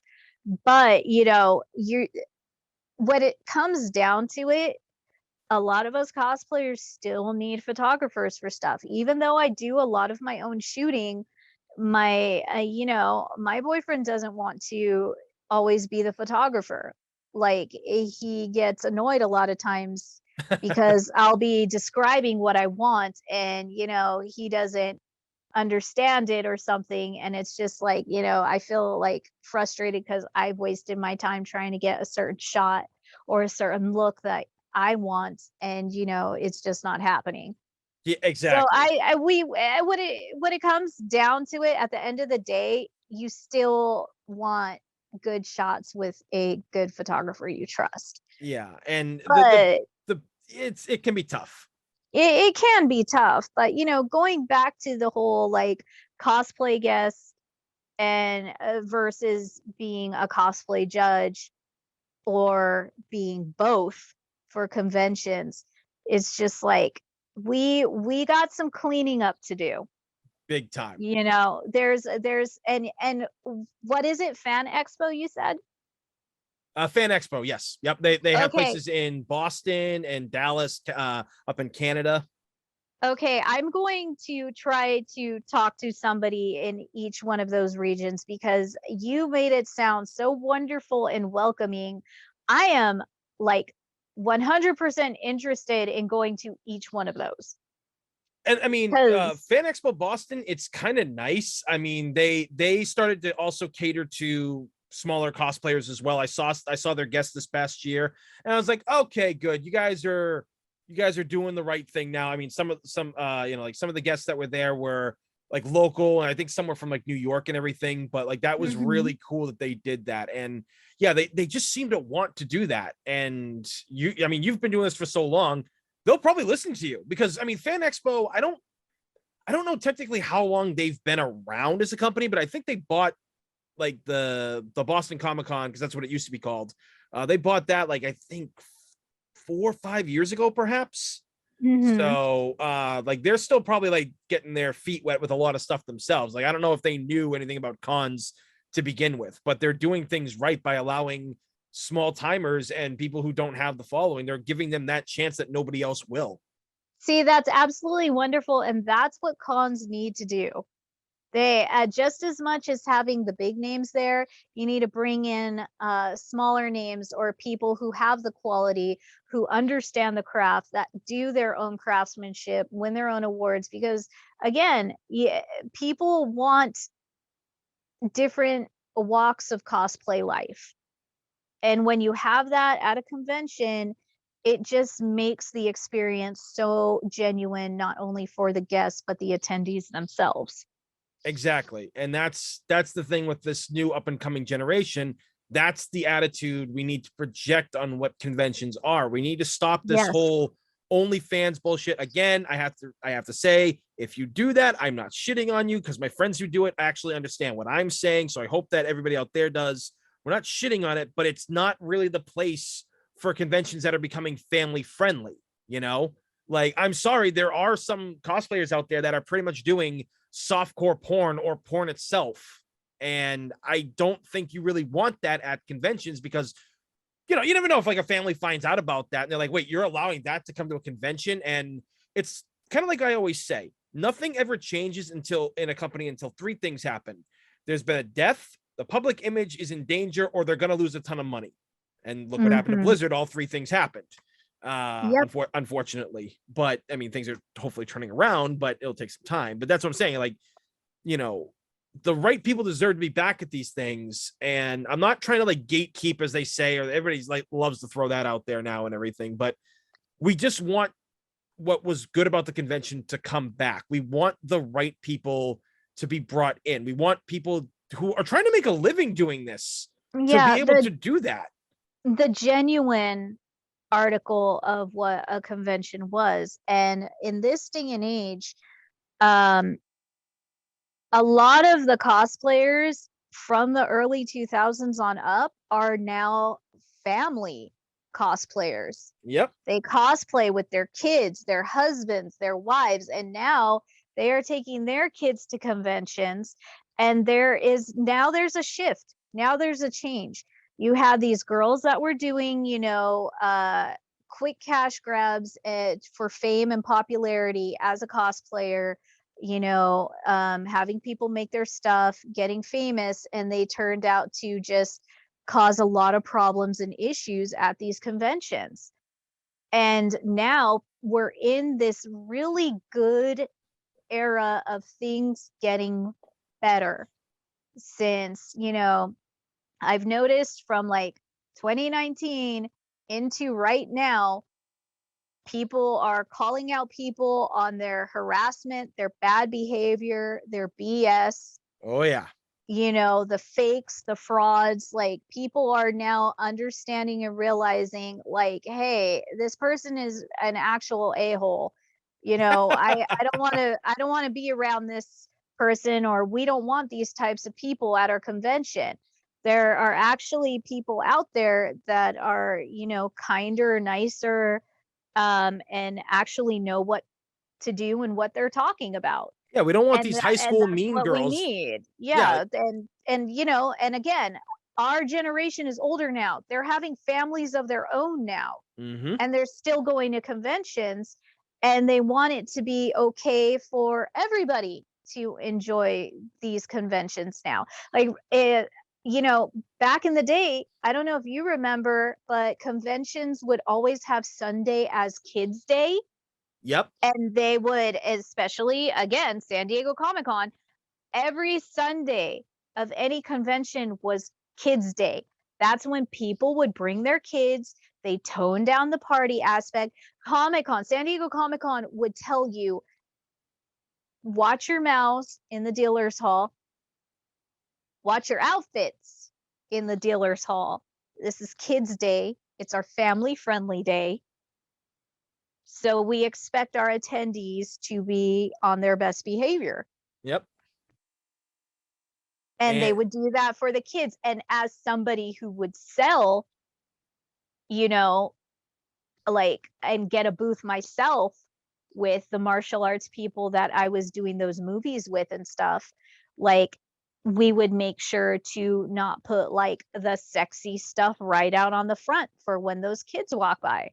I do the same with my cosplay photos because I have some lingerie photos. I do have, lingerie modeling under my belt, but it's just like not really as cosplay characters. I just, enjoy modeling in lingerie sometimes too. And I've never done topless. I refuse to do topless. I refuse to do nude. That's just not comfortable for me. And I'm more of a cosplayer, so I focus on becoming the character and working on the craft instead of just doing nudes and lewds. When I do photo sets, I would sell a few photo sets, and it was just sexy, classy lingerie, and that's it. Yeah, that's the thing right there. Like what you just said, classy. You've got classy, tasteful photos. Some of these cosplayers that have been out there and the photos they do, they are levels of cringe that are disgusting. And the fact that some of them are doing it with underage characters, I'm like, that's fucking gross. That character is 14 years old. Yeah, the whole looting the loli stuff. Like, and yeah, if you've noticed, those problematic cosplayers that were doing that shit aren't around anymore. Nope. Because a lot of them finally got called out for their shit behavior and doing stuff like that. And there's also been a crackdown and a call out on pedophiles in the gaming communities. And Oh yeah. so I'm not going to get into that because we've been like talking for a few hours already, and so if we want to talk about that on a different show, we will. But it's Definitely. just like, if you notice, people aren't taking this shit anymore at conventions. They want it to be, I'm not going to say good, clean fun, but they want it to be fun. They don't want it to be dramatic. They don't want these people who always just seem to start this kind of crap there. And a lot of people don't want to see, lowly pedo stuff. Yeah, they It, don't. it it got gross. It got tiring. I'm not a fan. And the cosplayers that were catering to that just to get famous and get, a shock out of people so their images could spread around. It's just like, guess what? They're not even doing that anymore because they were actually really terrible people that kind of just screwed everything for the rest of us. It's true. I actually refused to do shoots when like I got offered jobs. They're like, oh yeah, do you do boudoir shoots at conventions? So I was like, yeah, that's a separate package. I can send you the pricing for that. And they were like, oh, okay, cool. So this is the character I want to do. I was like, whoa, that character's underage. And they're like, yeah, but I'm 25. And I was like, look. This, whether you realize it or not, is kind of almost like saying pedophilia is okay. And you can't use the excuse, well, they're not real characters. My father's a retired police officer, and he had seen a lot during his time. I could And imagine. yeah, and he told me the stories. He told me how people would act. And let me tell you, the imagination of people, like there's people out there in general in the like these people that go to conventions that have infatuations with like cosplayers and actors and become stalker types. Like they build upon this fantasy that they believe themselves is real. So Yeah. when you're doing this with fucking pedophiles out there, now that pedophiles have access to computers and stuff, like you're doing this kind of stuff and enabling it, which in turn could hurt someone down the line. And people are like, you're getting a little crazy in conspiracy theory. Like, I'm like, you see a tinfoil hat in my head? This is legit shit that happens in the real world, ladies and gentlemen. If we have cosplayers that are teenagers, and we have seen it, I have seen it, it's Mm-hmm. happened at conventions out here. Like, there was a creepy pedo guy at Anime LA, and he was hunting and being predatory to girls that were 15, 16-year olds, dressed up as idols. And they still wouldn't get the damn cops to go over there. And staff watched him, kept an eye out for him, but I was getting upset because they just wouldn't just straight kick him out. And cons need to be firm with this kind of stuff, It's most likely because especially, they're afraid of like controversy and stuff. It's like you're kicking out a pedophile. If anything, people are gonna be like, holy shit, that con stands up. That's a safe place to go. exactly. And like, this guy was taking pictures, using a mirror and taking pictures under girls' skirts. He should have immediately been escorted off the premises. Like, Or yeah, security with conventions, if you, like I said, it's all part of that. You want people to come back to your conventions. These are just some of the things you need to have, and amped up security is one of them. yeah, like you're not going to get anywhere if people can't feel safe. And the thing of it is, in this day and age, especially with how the internet works, people will let places know and other people know that you're not a safe place to come to. You're not a safe place at all. And I know a lot of Mhm. people are probably going to be in the comments, or people who see this are going to be like, oh, he's talking about safe spaces and stuff. It's like, look, it's not about safe spaces. It's what it's always been. Cons have always kind of been a safety for a lot of people who were bullied in high school and like, the 80s, Yeah, 90s, they 2000s. were a safe haven for nerds to get together, find friends, and just enjoy the stuff they were in. It wasn't mainstream. It wasn't all Marvel and Disney, okay? Like, Yep. it was something completely and totally different. And it still is in, certain areas, depending on where you go and what conventions, you're out there visiting. But like I was saying, right now we're getting back to better quality, Mm-hmm. and this is one reason why I decided to talk to you on this show. It's just like, it's not about the quantity anymore, it's the quality. People are realizing like a lot of accounts lie and are fake. for Yep. doing, having certain numbers that aren't true, whether you're a YouTuber, a cosplayer, a streamer. Like, people are understanding that it's all a fake facade, it's smoke and mirrors on all these social media accounts. I mean, there are some cosplayers that did so much Photoshop to themselves that when they went to conventions, people were upset because they're like, that's not them. Yeah. And girls, I've seen a few getting called out already for being like, yeah, people are paying attention so much to the photos and the mass amount of followers, they're not understanding, like, they haven't even seen this person in real life before. Yeah, I mean, there's been cosplayers that are out there that are all like supposed body positivity, like just love yourself and don't let other people on the internet harass you. Like there will be people who like what you do and how you look, yada yada yada. And I'm a firm believer in that. Like, fuck what people say and do what you want. But at the same Mhm. time, those girls are Are getting photoshopping mhm, like they're photoshopping their waist to be slimmer. Like they're uh-huh, literally lying to themselves and other people. Like when they find yeah, that out, it's just like, so this whole time, like I was looking up to you, you lied to me, you're photoshopping yourself, and I'm out here trying to like myself and you don't even like yourself, so yeah, it's just like you're a hypocrite, that's the word. Yep. you're being you're being so like contradictive, and it's just like, pick one or the other. Well, I think the other reason too, a lot of people that say those things say it because, oh, that's the in thing to say now, I gotta like No, praise that's body positive. exactly, Yeah. yeah, that's exactly what they're doing. Yeah, it's like I'm gonna I'm do this for the views and everything, yada yada yada. mhm. And it's just like, come on, like people wake up. They never talked about it before, and all of a sudden they're talking about it when it becomes relevant right now. Like, come on, put Mhm. two and two together, people, and stop believing like everything you see from these people on social media. It's all smoke and mirrors. Not all of it, obviously, but And this is once again why I say do research on the people you want at your events, because I mean, you may love a certain cosplayer you see online, and if you've never seen them like in a natural looking video or something before, you might get someone who's completely pretending to be something else. I mean, it's yeah. just like, look at VTubers. Yeah. VTubers are, their own design, their own Hatsune Miku, Yep. and they're pretty much doing their own thing, and those people need to stay mysterious because that's what a VTuber is.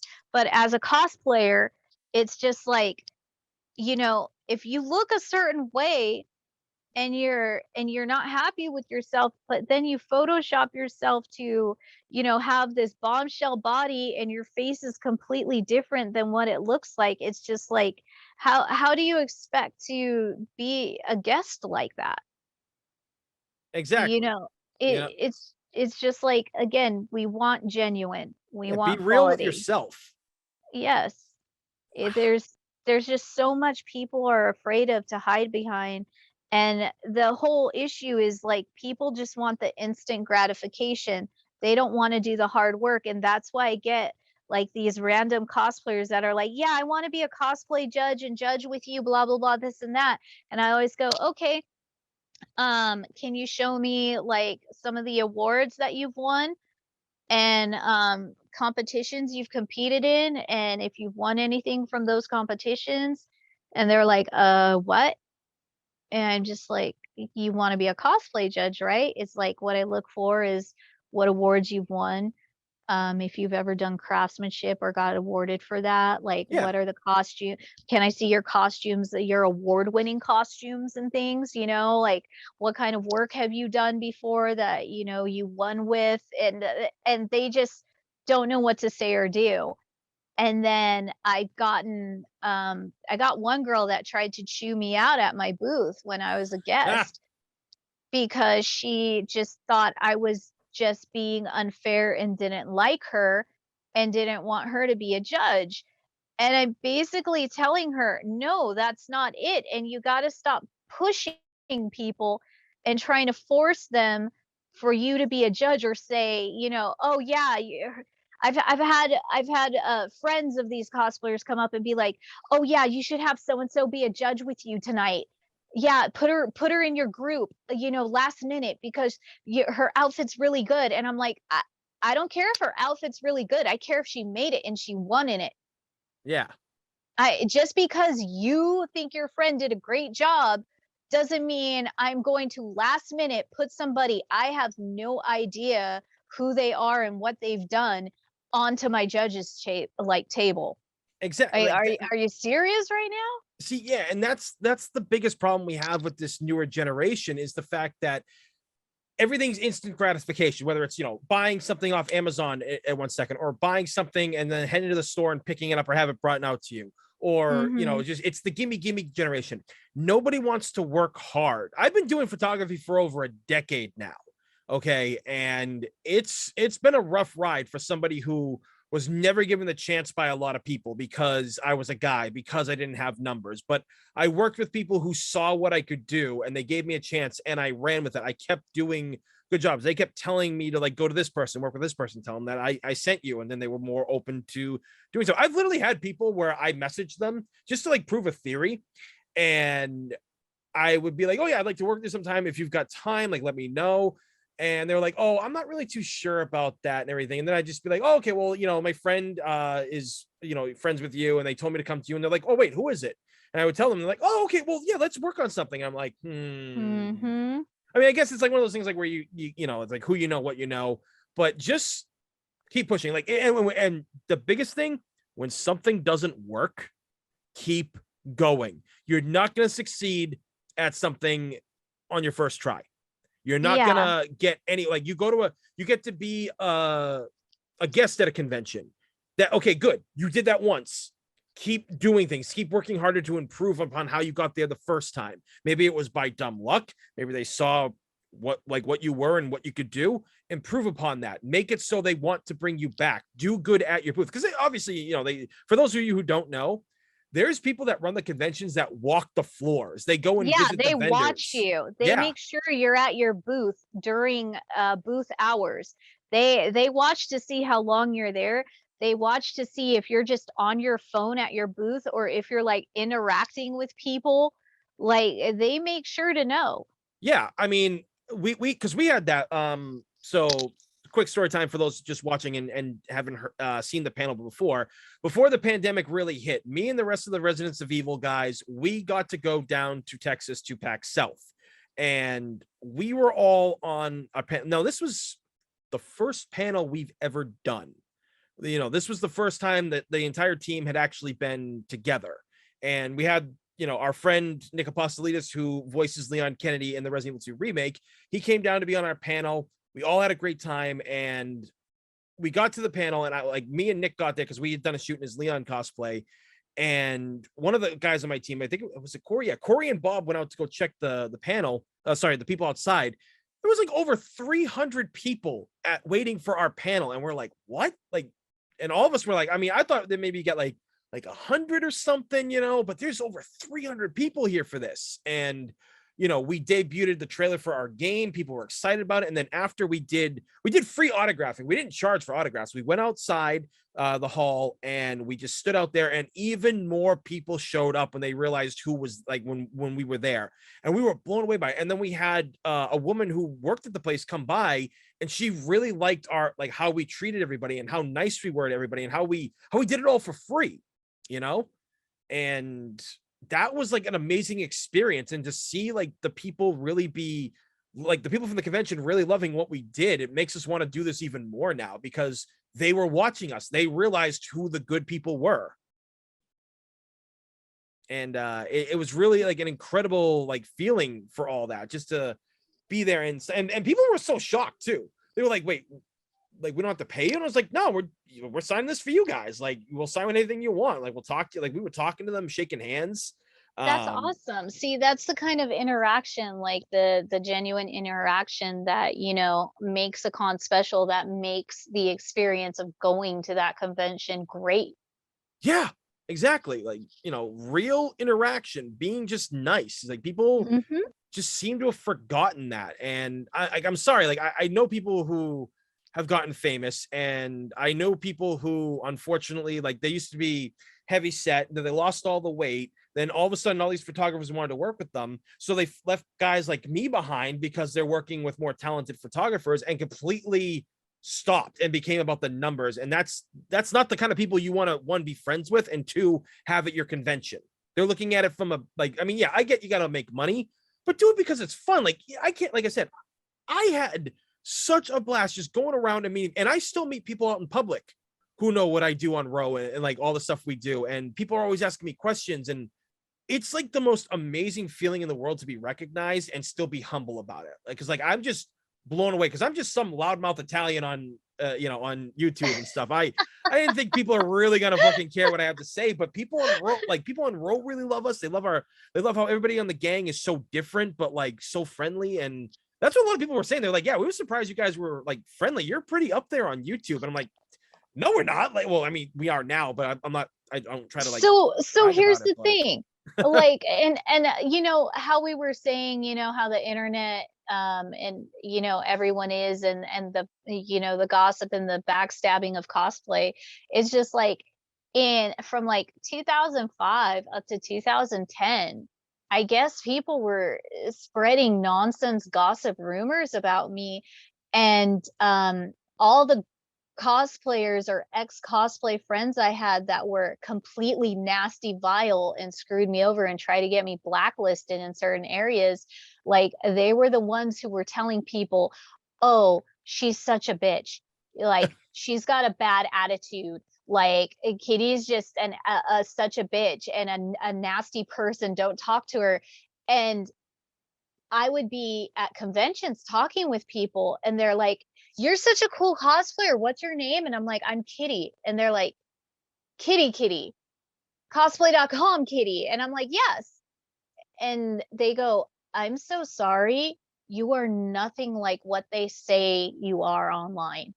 You have no idea how many times I've heard people tell me they're sorry, and also tell me you are completely different from what people say about you online." And if I wasn't at those conventions, just being myself, talking the way I do with people, like it finally ended and died down. Like I was saying, around 2010, people were realizing that was absolutely not true. And it was just rumors and lies. People were afraid to freaking work with me, take pictures of me, or even talk to me, because somehow a group of people in the cosplay community that came from cosplay.com apparently told people I was so terrible that everyone was afraid or intimidated to come near me. And a lot of people just knew the name and didn't even know what I look like out of cosplay, because everyone always sees me in cosplay nonstop. And so when they, you know, didn't realize it was me, and they actually became my friends and, you know, had a good time talking with me at a con, they're just like, "Oh my god, you are absolutely nothing like they said you were online. They said you were a bitch. They said you were mean and nasty. You're like completely the opposite." And I'm just like, "Well, thank you so much for, you know, giving me that chance, and thank you so much for letting me know that. And I'm glad you know different now." yeah, It's like, I just like, mean, that's how the rumor mill is. And let's face it, like I said earlier, a lot of these girls that are out there in this community, they're the equivalent of high school mean girls. mm-hmm. And I'm sorry, like, as much as I hate to sound like this, I can guarantee you most of them were never the kind of people that, like, in, you know, the late 90s or even early 90s and 2000s, that ever gave a damn about any kind of nerd culture And or anything. 100%. And oh, and another thing is the 09er cosplayers, they thought being into Pokemon and, you know, like Dragon Ball and all of that was like something sacred, and you know it was special to them when they were growing up in the mid 2000s. But the funny thing is that no, that was already mainstream in America. Yep. Toonami happened, Pokemon happened, Like, just because you like this certain stuff doesn't mean you're a nerd and you were special. No, you grew up with this as a child because of the rest of us that pioneered this shit and pioneered all of the, like, cosplay and nerd pop culture to get where it is today. That's right. Like we put in the hard work. We made it popular while you guys were all making fun of us and everything.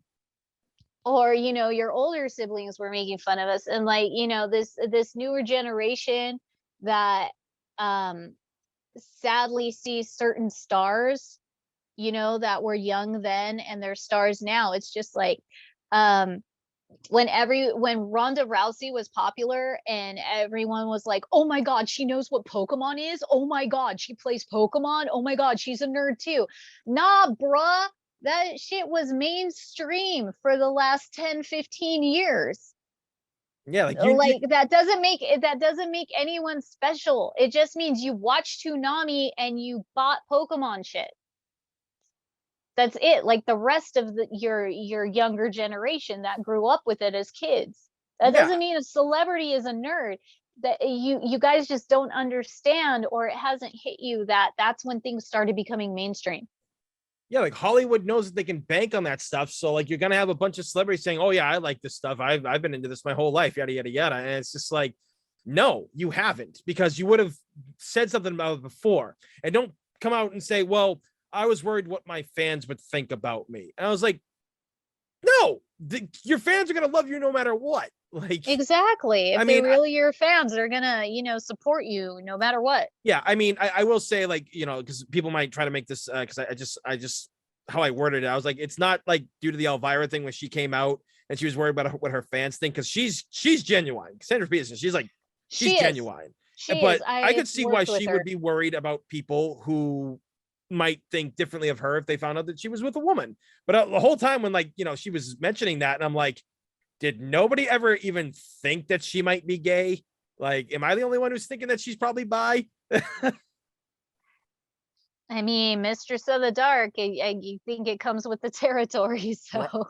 Right? I mean, it's like Lucifer being gay, and everybody's like, "Wait, what?" It's just like it don't matter to the devil, baby. Yeah, um, it's just like, you know, but again, I'm proud of her for doing so, and she oh is yeah, a lovely, wonderful person. She really is. Like, I, I'm glad I've got to meet her and interact with her so much one year at a convention that I did. she came out to, I think, Salem, Massachusetts, or somewhere here in New England, and I really wanted to go to the convention, but what was I doing that week? I think I was doing like shoots at like some other place. Like it was an on location shoot, because that con she was at wasn't really big for like cosplay and stuff. So I wasn't gonna make money by going, but I really should have gone because I would love to meet her. Mm-hmm. No, Um, she is awesome, good people, and you know, I'm really glad like I've gotten to, like I said, interact with her in the past. So she was really, really awesome. But anyways, my phone is about to die. oh It is Jesus. 10 o'clock. We've been yapping and flapping our gums for what, 3 hours? Well, I mean, you did say you'd probably only be able to do this for 40 minutes because you weren't sure on like what to talk about, but I think we did pretty good. Yeah, I think I definitely met quota. Oh So yeah. I definitely think I think we did everything we set out to accomplish tonight. But you know, I do want you back in the future to talk more about like fighting games and oh like yes, like of the better side of course. cosplay. Because I also don't want people to think that this was just us shitting on cosplay in general. No, we're just trying to like make people more aware, because that's making people aware of things. People seem to think there's a negative side to it, like they're being negative. It's like, no, we're just trying to educate you guys properly about things. We're not trying to be Yeah, we're negative. trying to, and for me, it's just I'm trying to be fair to the community, Yep. because it's really not fair to the community and the attendees and the cosplayers who put in all, like I said earlier, the hard work to be judged on their cosplays from somebody who has no experience doing it to begin with. Mm-hmm. That is a huge problem, and it's happened far too much, and it just, I'm, you know, here to talk about that just really needs to be addressed. And I think for So 3 hours we did that. I mean, I think we did that. Plus we went, off topic here and there, but well, we all get to come back. I mean, that's what happens here in the show. Like off topic is happening, but like I try to keep it very like relaxing. I don't try to like, be static and shit. And I think that's one of the reasons why I like doing this so much. I mean, I've been like that. Like when I do interviews on Row and stuff like that, we've interviewed so many of the cast and crew from various Resident Evil games throughout the years, and we're always just really chill with them, and so yeah, like I'm just saying, it was really it was great having you. And like I said, we'll definitely have you back again to do like more like video game talk as well too, because Oh yes, I love yes, when yes, people yes. get excited about fighting games like I do, because a lot of my friends don't play fighting games. So it's like when I meet people who are into fighting games, I'm like, yes, more friends. Yes, the FGC does need it. So Oh yeah, god, no, yeah. I enjoy talking with you, obviously, because we did it for 3 hours. And so, anytime you want to talk more stuff, or I even joked with that girl who I was a guest with recently, who is also a phenomenal cosplay judge and cosplay guest. And when we were doing the panel together, we started cracking up, bantering, back and forth with each other. Like, we should have a cosplay in my day panel where we just like dress like little old ladies and be like, we're old and back in our day, cosplay was this. It's just like I'm down to do an old school cosplay panel, because it's like sad to say we could do that now, but it's also a good thing we could do that now. But anyways, we will talk way more in the future. I am very Definitely. confident on that.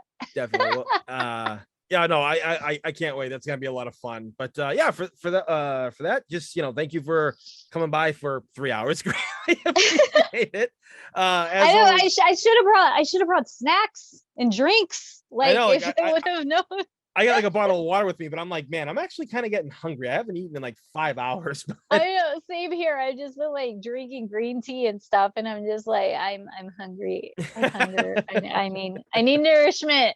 I need Toros meat or Taurus meat! something.